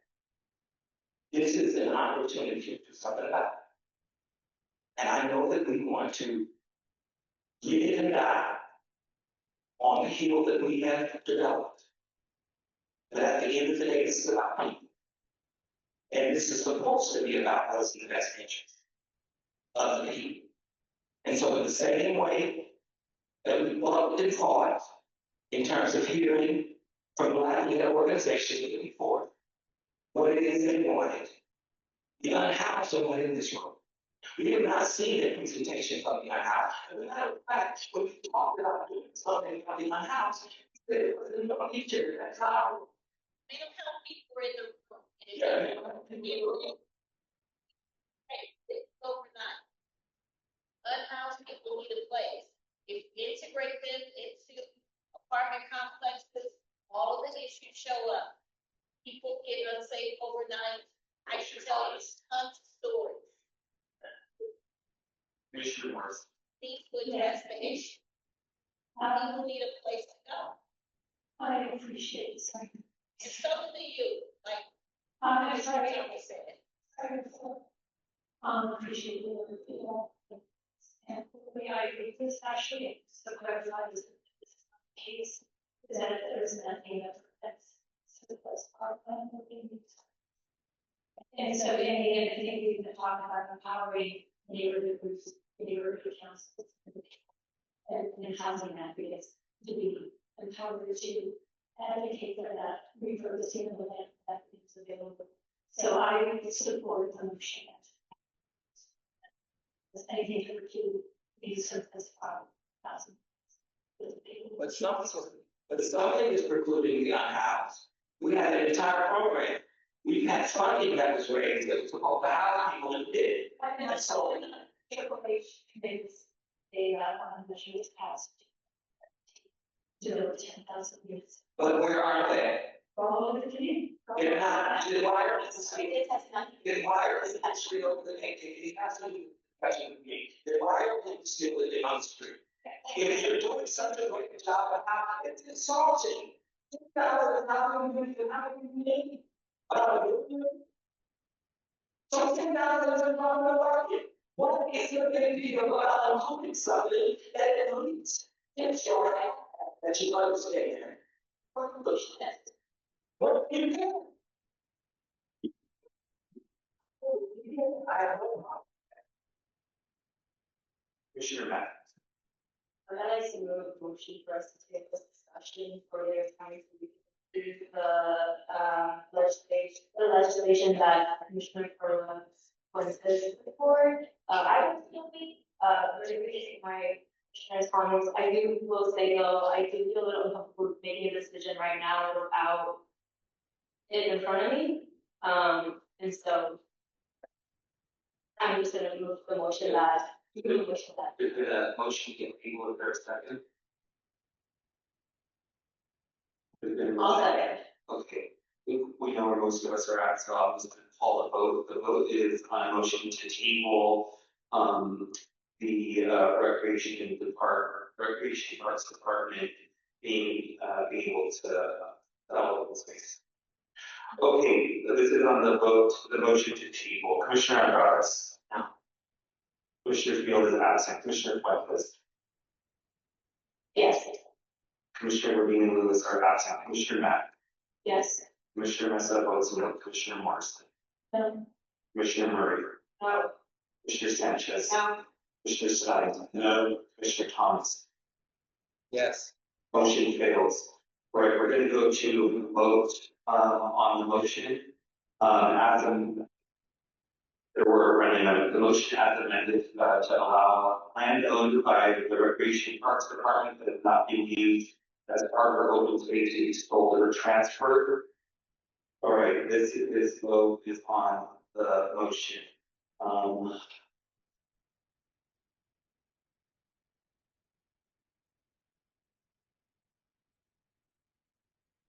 Commissioner Andradas. Yes. Commissioner Field is absent. Commissioner Fuentes. Yes. Commissioner Levine and Lewis are absent. Commissioner Matt. Yes. Commissioner Mesa votes yes. Commissioner Morrison. Yes. Commissioner Murray. Yes. Commissioner Sanchez. Yes. Commissioner Stein. Yes. Commissioner Thomas. Understood. Our motion passes. Commissioners, we now go to, the item on replace agencies and other appellate bodies with item number Board of Neighborhood Appeals. This is the document. Actually, I believe the next two are on the same document, which is the one pager that says section 552 Neighborhood Appeals Commission. Commissioner Murray, can you speak on both of these items? Thank you. Replacing the area planning commissions and other appellate bodies with the 5-member Board of Neighborhood Appeals. We have delivery on this, the recommendation from the Planning Infrastructure Subcommittee to the entire commission. The thoughts on this was that the area planning commissions, while they were chartered in the last charter, 1999, however, in practice, there were not a lot of appeals brought. And so there was time in planning to have meetings throughout the city, and they had to be canceled. And so the planning commission and other commentators suggested that there just be one board of neighborhood appeals. We went back and forth in the language, but this is the language that we landed on, Board of Neighborhood Appeals, and it's a 3-month process. And in addition, in order to, the appeals would occur not just areas where there's an error, but they could hear the item again, about the legal term. So section 552 is the first part of that. Replace APCs and other appellate bodies with a 5-member Board of Neighborhood Appeals. The plain language is replace the APC with the 5-member Board of Neighborhood Appeals will streamline the development process of resources. And then the second part is allow Board of Neighborhood Appeals or other appellate bodies to consider issues de novo and appeal. The plain language is replace parent and to pay with de novo, clarify that these now Board of Neighborhood Appeals be considered the whole of the project, no reference to judicial decision maker. And so the first handout you get, the language, charter language here, section 552 Neighborhood Appeals Commission. And I'm getting confused myself in these.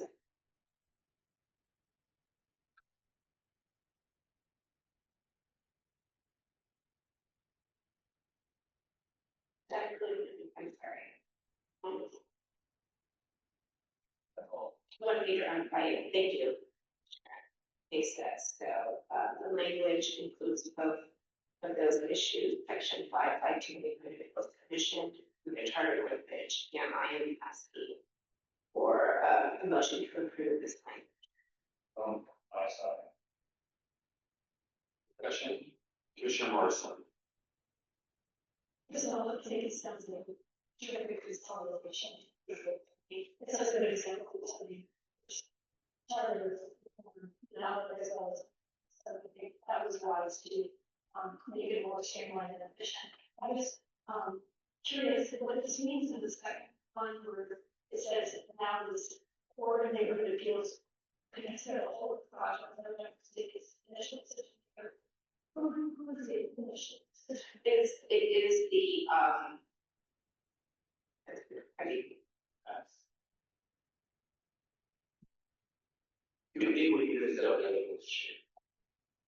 thank you.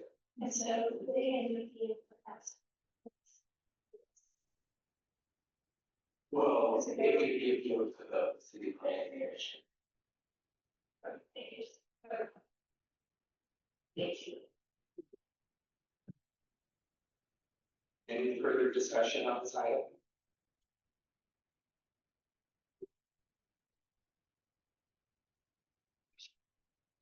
Right.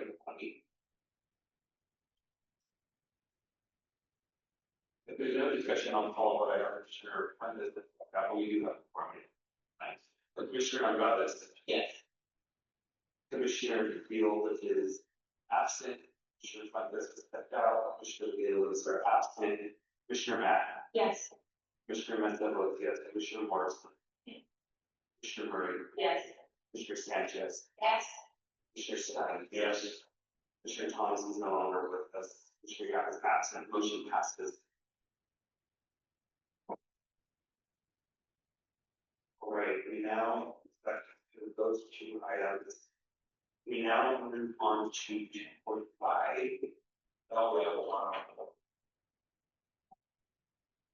We do have to, but 2.5 is small, yes.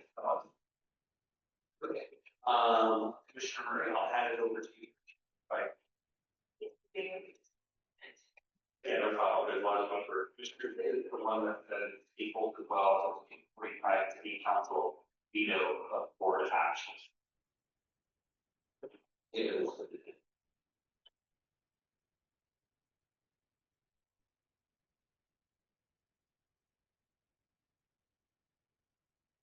Okay, well, I'm gathering myself together. It 45E is the authority of the city council to go planning commission items. Is the power that is not used particularly often, but it is a very serious power. And based upon public commentary, people wanted to have limits on that, including the city planning commission.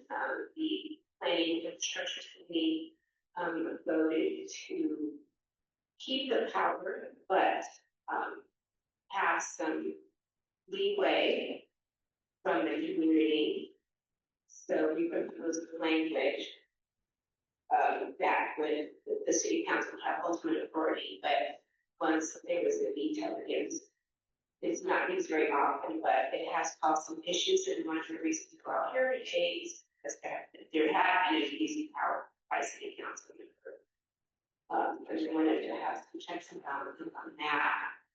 And so there would be a process that's laid forward here where items can go back with discretion to the planning commission or keeping, for lack of a better legal term. So we're very hard on this language. And I want to draw your attention to section 245 E on the second page, where we lay out provisions and the process to have there be some oversight into this. So that I'd like to move to. I'll second that. Motion by Commissioner Reese, by on any committee members and the full commission members that on this members considered it on a compromise on, so we appreciate that. Commissioner Brothers. I have one question. When is this presented to city council in the amendment? Does presentation practically mean like they transmit city council or city council have to have? Yes, that's it. Okay, legal language. Any other discussion on 245? So since 245E was the issue of concern. I thought you were done. Are you now participating? It's a minute, so please. I was just wondering. You can wonder whatever you want. I'm trying to go ahead, so let me go ahead, please. Please. Go ahead. Yeah, that's what I said. Let me go ahead. It's good. Let me go ahead. Sure, Thomas. Thank you.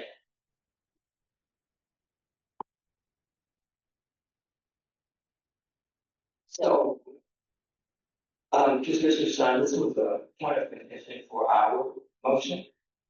And I want to make sure that there is clarification. And so we were trying to model our motion after this.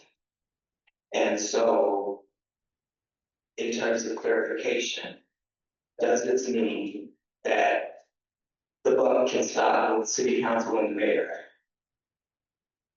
That there is no way that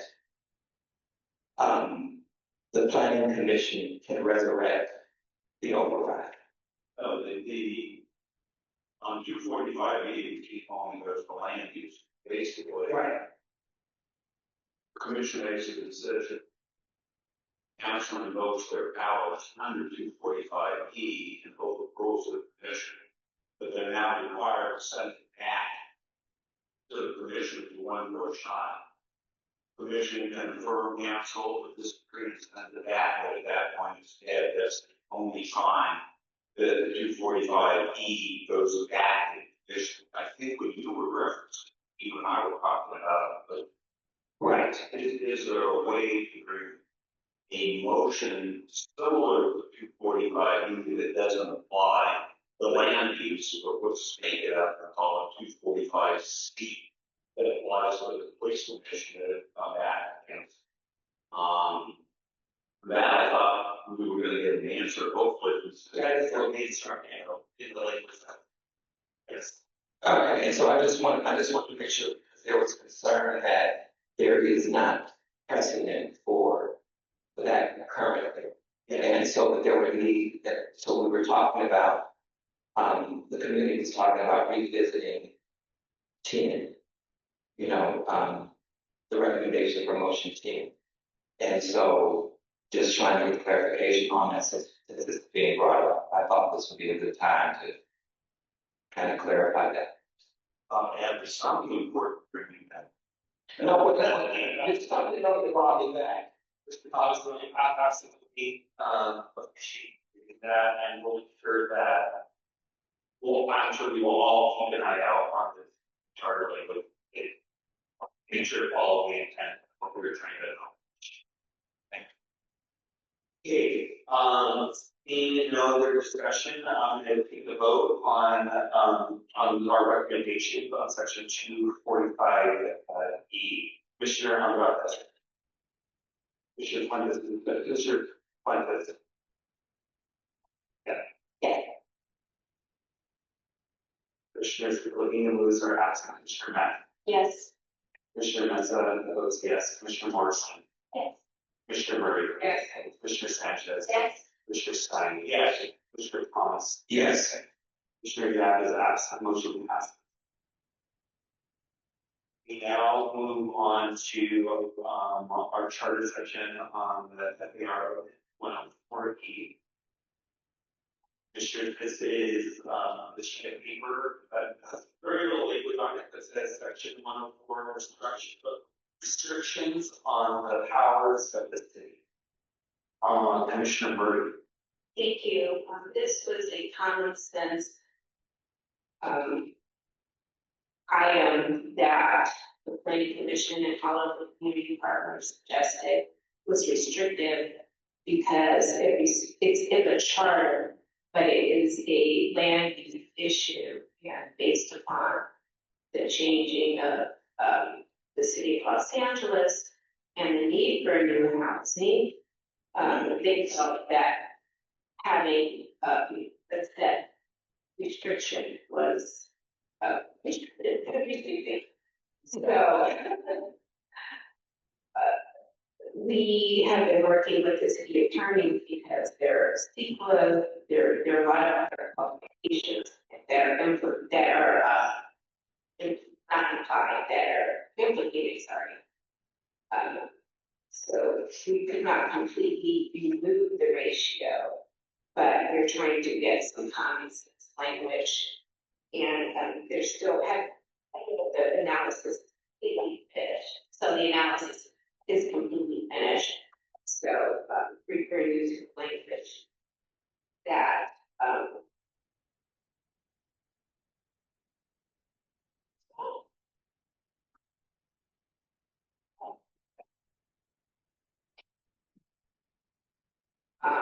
section 104 with regards to floor area restrictions, the total floor area contained in all buildings by any one building site shall not exceed 13 times the buildable area of the site unless as amended by the council by ordinance.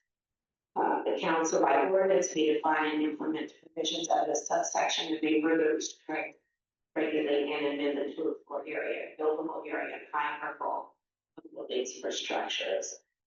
So I'd like to move that move this item into. I'd like to ask my chairperson a question. Sure. Sure. I'm troubled by the language of order. Is this, when you're saying the council can do it by ordinance, is that for the entire CED, or is that on a project by project? It's because of its problem. But if it's project by project, I don't want to see the city get into another, situation where two pieces of land next to each other, one gets approved, it's cheaper to the one, the other, I go beyond the one. And I'm not sure that the language we've written eliminates the problem that I'm bringing forward. I'm all for proceeding 13.1, that's not a question. It's not. I think again, most of the presentations wanted to get rid of it altogether. But because of CEQA, because of other land use ordinances, they couldn't completely, it just wasn't workable. It wouldn't be, they couldn't get rid of it altogether. So this is the best alternative. If I can, Max. So right now, we could ultimately, council by ordinance, could get rid of it altogether afterwards. This would allow that to happen. It's still up to council at that, do it, both around by project. But give them the leeway to do it overall. Just because of CEQA, they can't. Yeah. Get rid of it altogether. That allows them to do either way. I hear what you're saying, I appreciate that. I'm just wondering though, if the way they find it down north, so when they say case by case, you could say case by case is the central business district on one hand versus Warner Center or Century City on the other, but I can't really support it even though I'm all for speaking 13.1. I can't support it the way it is where, as I said previously, two pieces of property side by side, one gets approval, the other doesn't get approval. It just opens ourselves up to one of the real issues that we talk about throughout this, what we do. If there's a council person that doesn't abide by rules, that. Hold on just a second. Yeah, I think right out of the deal.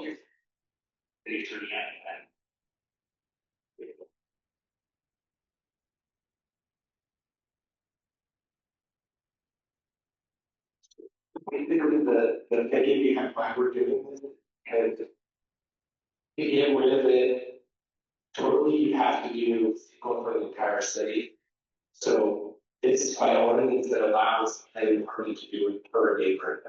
And the idea behind that is like essentially there's only a few neighborhoods in the city right now where you can build really tall buildings.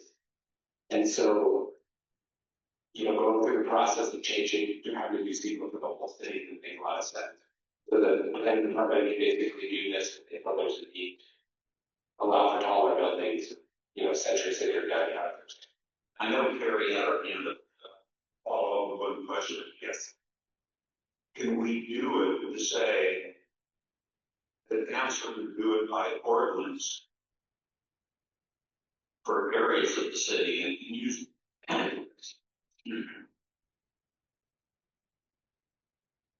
the example of it can be done for the CBD, it can be done for Warner Center, it can be done for Century City, it can be done for Wilshire, rather than just saying that by ordinance is by order. Every planning case or something like this actually becomes an ordinance. And so therefore, one reading of this is if you're doing it by ordinance, as someone goes out and buys a piece of property in the CED and, gets council to go along to allow me to see 13.1. I'd be much more comfortable if we said it by ordinance for a specific area was on the planning commission, Al Hamilton used to call it Senators Council. And with the Senators Council, we had centers where we encouraged growth, and we had other areas where we weren't encouraging that amount of high growth. I don't necessarily want to tag it back to saying put Senators Concept, because that was way back in 1988 when I was on the commission, and Al Hamilton already talked about it years before that. But this, to me, just sets it up for the potential scheme. I don't say force it, potential scheme. Commissioner Morrison, please. Sorry. No, it's nice to see that in the time. What was jumping out at me is why is this shine? Well, we're trying to, Yes, so you explain that. So, you know, again, yes, I'm curious, as you're exploring this. Is there any, the secret things that just that make sense? Would there be any, ability to say something like, subject to the ability to, address the secret provision? Because to Commissioner Johnson's point, need to intensify construction. which is why the recommendation was to get rid of it and get their other collaboration. Like, we're trying to take that off the back of the ship is solid, and if there's a way. Pretty difficult, they would have to be increased, but now it's this to do, and for. Commissioners, this is what I'm gonna recommend. This one, I think everyone wants to vote to get FAR out of the charter so that council can, but we can build more where it makes sense to build more. I think that their concerns are valid for how this has been tied to some corruption in the past. I would ask for this one that we just do table it, they know the intent, I want them to come back with language that addresses it. I know when it will come back, it will be like it. I do want to get the language right, and I think this requires some work, but I don't want to word stick it here. Like the attorneys and planning and staff just come back in a few days. And again, taking into Commissioner's time, so it's kind of about the different areas, and maybe even, I don't know, if putting sequence in the language is helpful. No, we're gonna take the recommendation that I don't want to word stick here. So, is there any objection to table this? I don't think it was technically. He's already brought. Yeah, absolutely. Okay, so we're gonna withdraw this, but I would like to still make the motion to table this item to future agenda if there are any objection. Oh, so we can, there's no objection, and we're done with this item, so staff will consult with the attorney for that new language. You need that, did you? Well, there was no objection for the end, but thank you. On this one, Commissioners, we do need to approve the explanation of charter amendments. So I'm gonna move that we do all with the exception of the last one, the FAR limits, because that's gonna come back to us. And then staff gave me the change in the allowed more of neighborhood fields description. It needs to read replacing error and diffuse in section 552A. Strike out with de novo will and replace that with the word to. So we'll read replacing error and diffuse section 552A to clarify that APC now Board of Neighborhood Appeals consider the whole of the project, no deference to initial decision maker. All right, so I'm gonna move that we approve it with that modification. Is there a second? Thank you. All right, is there any objection to approving the description as amended? All right, seeing none, thank you, Commissioners, we will go on to the next item on the agenda, which is item number 2, consideration of a possible approval of charter recommendation relative to the public being in the city of Los Angeles. The mover of the motion of the Commissioner Pines is the second. He was saying just find the paper. Thank you, Commissioner Stein. I'm just going to read this and then we'll have discussion. I'll ask Commissioner, if she has any additional, comments, and then we'll have discussion. Whereas the charter amendment would not create, authorize, or fund the bank, nor would it permit bypassing the requisite city processes to create a public bank. And whereas the amendment merely clarified the legal process for the creation of a public bank in Los Angeles, a chartered city that is established in the California Banking Act, should policymakers make such a decision in the future. And whereas the amendment would update the charter to adopt the California Public Banking Act definition of a public bank in government section code 57600 and DMPI regulations effective January 1st, 2022, the city action relating to a public bank is grounded in the state framework. Now therefore be it resolved that the following charter provision be added. Public bank as a meaning in the California Banking Act, government code section 57600 from the California Department of Financial Protection and Innovation Regulations effective January 1st, 2022. City actions related to the public bank shall be consistent with the California Banking Act and DFI's regulations. I tried to write it in a way which is very clear with you that was Commissioner Fuentes. I would just reference the public commenters that joined us today as well to affirm what this is and what this isn't. I think this is a unique opportunity to just make our city a little bit better and product with state regulations. And that's all I have to say. Especially Commissioner Thomas. One to say two things, I think get another opportunity. I know that it did not say exactly what the public bank is, but I hope that the philosophy of the public bank would include making sure that when money is available, that nonprofits, churches, and people who have the best interests of the most vulnerable in the city have access to opportunities to build what is needed in the city. I know that currently,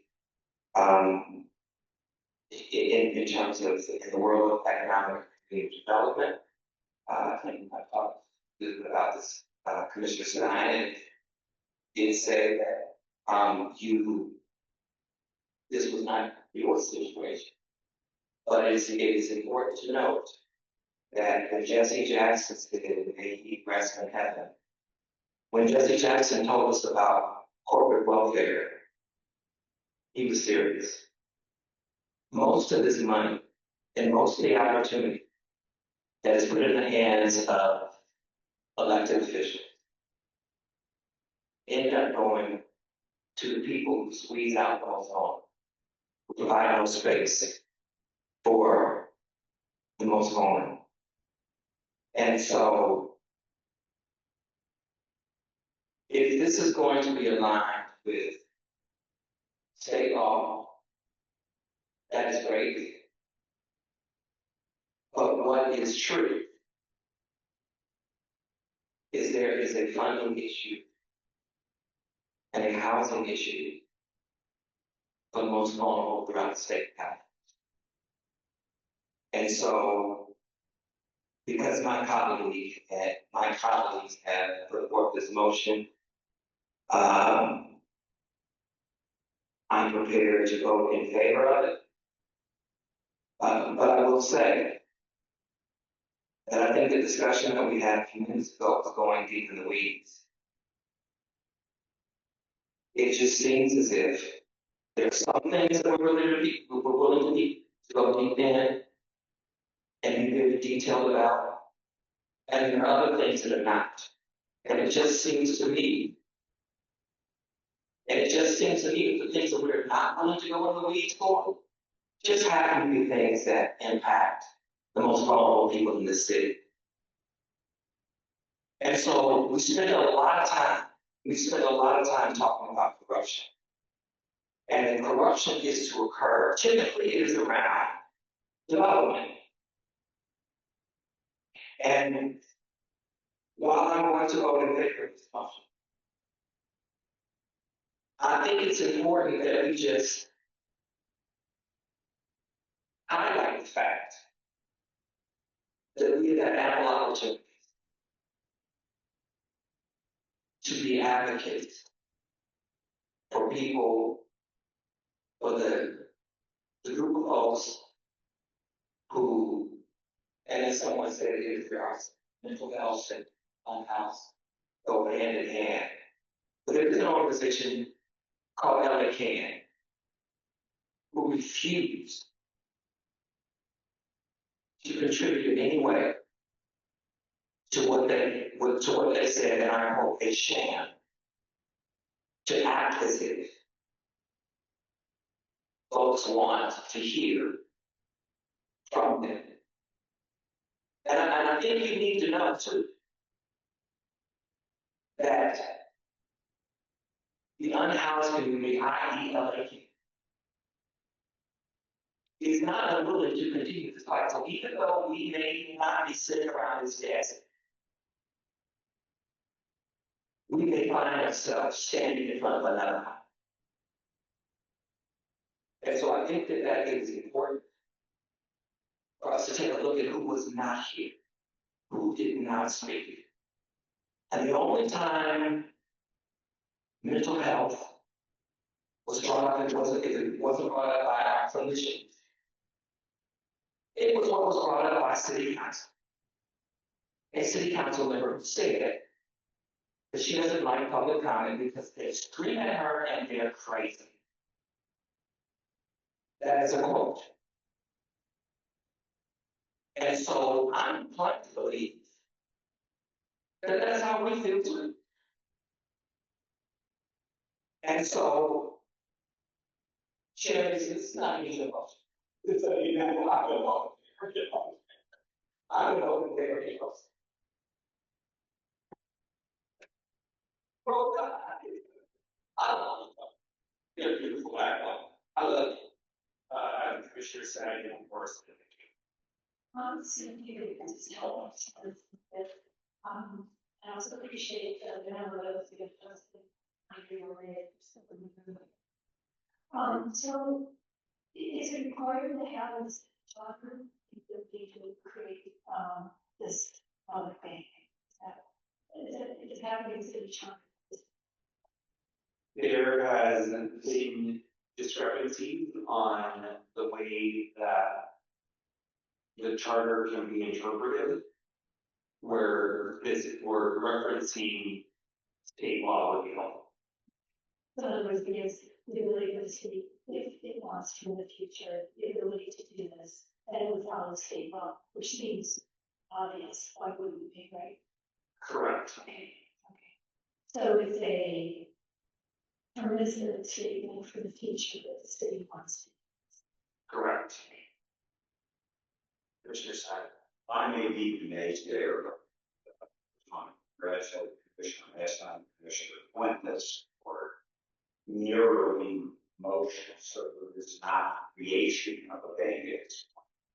Theoretically, putting charter the requirements that are needed. Why I become the naysayer, we have a city can't manage its own budget. You tell me how they're going to manage the bank. And I have nothing further. That's my whole comment. Commissioner Stein, I will say that, I'm trying to be consistent with, like you said, not handing things in the charter like a public meeting. As an administrator of public comment, it would not actually be the city that would be the man. That is for city policymakers to figure out if they were to figure out. It's just,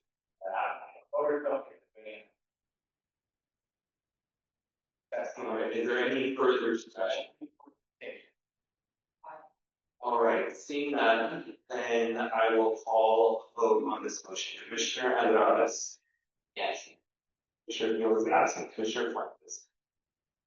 Yes. Commissioners Levine and Lewis are absent. Commissioner Matt. Yes. Commissioner Mesa votes yes. Commissioner Morrison. No. Commissioner Murray. Yes. Commissioner Sanchez. Yes. Commissioner Stein. No. Commissioner Thomas. Yes. Motion passes.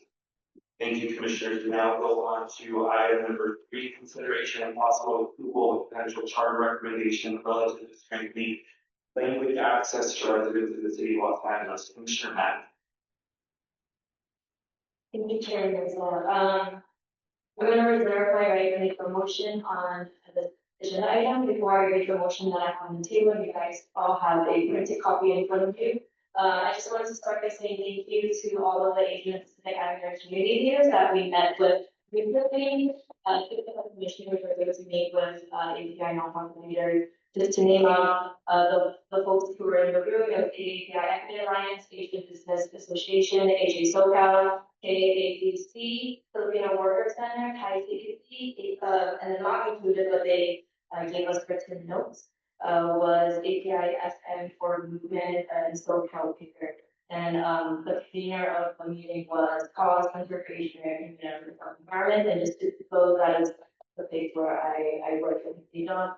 But really, I just really was appreciative of that meeting that we had with the leaders, and Eddie hearing directly from the diversity of leaders in the group really highlighted for myself how language access continues to be a barrier for so many people in our city. Over the last month at this commission, we took up a lot of topics, planning, infrastructure, building, police accountability, ethics, and overall delivery of services from our city. And in that conversations with API community leaders, it made it very clear to all of us that language barriers continues to be a barrier in all of these areas. And so for those of us who weren't able to attend the meeting, just wanted to share that insight with you all, and that I personally took a lot out from just being to hear from those community leaders. But I do want to say that although I'm speaking from a lens of an API perspective, that language access is not just exclusive to the Asian Pacific Islander community. All community colors in Los Angeles, all the Angeles who speak a different language other than English, will be affected by the motion I'm going to read now. But I just wanted to preface that just as a level setting, so I know we weren't all able to be at that meeting. And so the motion on the table right now, I'm referring to this printed out sheet, is regarding strengthening language access in the Los Angeles City Charter. Whereas the city of Los Angeles is one of the most culturally and linguistically diverse cities in the United States, for residents who speak a wide range of languages, and whereas equitable access to public information, city services, and opportunity for civic participation is essential to effective and inclusive governance, and whereas barriers to language access can limit residents' ability to understand city communications, access programs and services, and participate meaningfully in the civic life. And whereas language access policy strengthens transparency, improves the delivery of city services, and enhance participation in public decision making. So now, therefore, we have resolved the LA City Charter Reform Commission recommends amendments to the LA City Charter to strengthen language access in the LA City Charter via the following. One, adding a guiding principle regarding language access to Article 1 of the Charter. Sample language can be the city shall adopt and maintain policies to ensure that its communications, programs, and public engagement are accessible across the languages spoken by its residents, and that outreach reflects the cultural and linguistic communities of the city consistent with applicable state and federal law. Second is the inclusion of language in demographic considerations. Amend sections of the charter that reference demographic considerations such as race and ethnicity to also include language where appropriate. For example, provisions relating to representation for outreach that reference quote unquote race and ethnicity could be revised to read as race, ethnicity, and language. And the third and last is adding language to the charter preamble. For example, the city of Los Angeles affirms that equitable access to information, services, and civic participation across the cultures and languages of its residents is fundamental to governance. And that is the motion on the table. Second. I think I was like, sure. Second.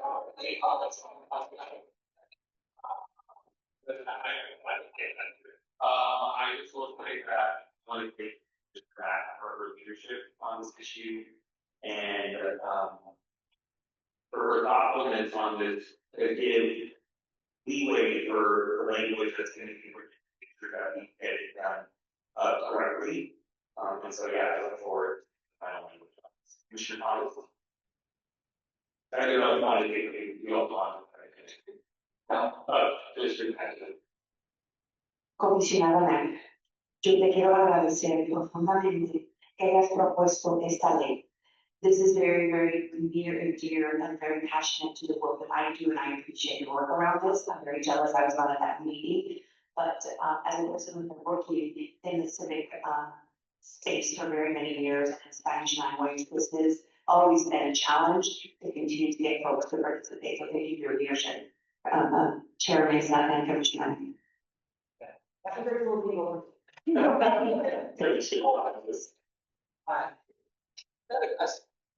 Manifest. Well, I do want to say, you just did a wonderful job. The chair makes I appreciate that. And I cannot underscore that if we are really serious about hearing from the voices of the most vulnerable people, I think that Commissioner Matthews given us a great model by which to do so. I don't think that public comment, 90 seconds, 3 minutes, whatever it is, I do not think that it's effective. It's effective in this one because we missed it. But I don't think that it's effective. And I think, and I wish one of the things that was recommended was that we look at how public comment.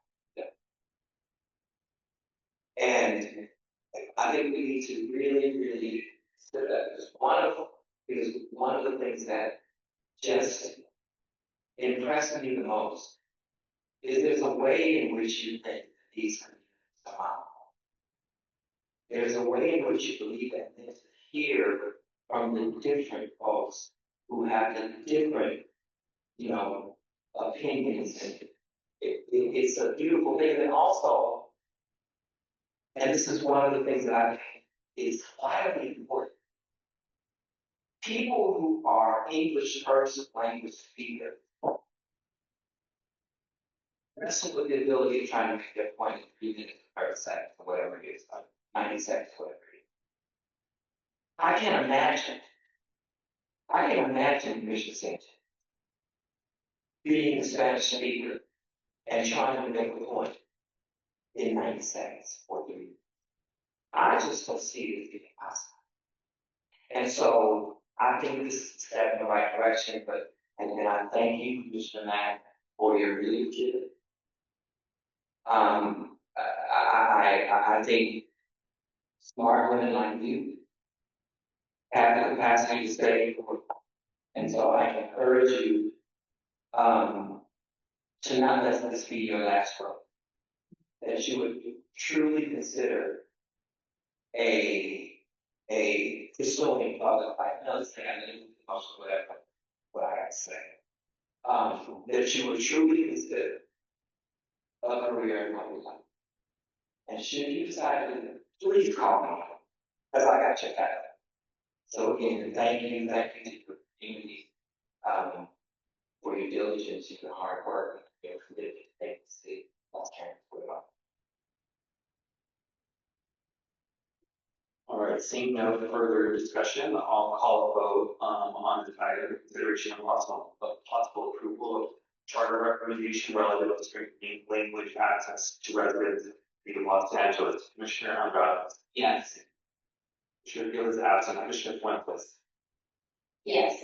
Commissioners Levine and Lewis are absent. Commissioner Mack. Yes. Commissioner Mesa votes yes. Commissioner Morrison. Yes. Commissioner Murray. Yes. Commissioner Sanchez. Yes. Commissioner Stein. Yes. Commissioner Thomas. Yes.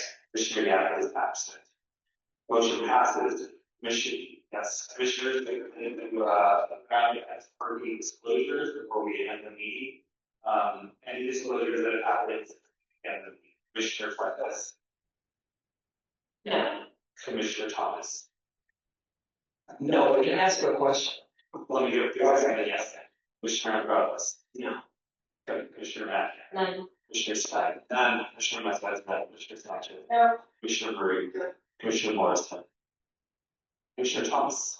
Yes, so my question is, I feel the need to talk to City Council and Mayor. And so, that being said, What do I need to do? Do I send an email? Do I record the conversation? Email them. Email them, and you have the conversation, just do the disclosure, but just email them or contact their staff. Okay. And if you're lucky, they don't need you, yeah, that is.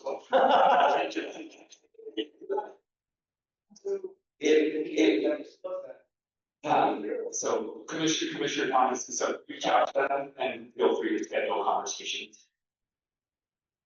And if you need their contact information, the staff will have it.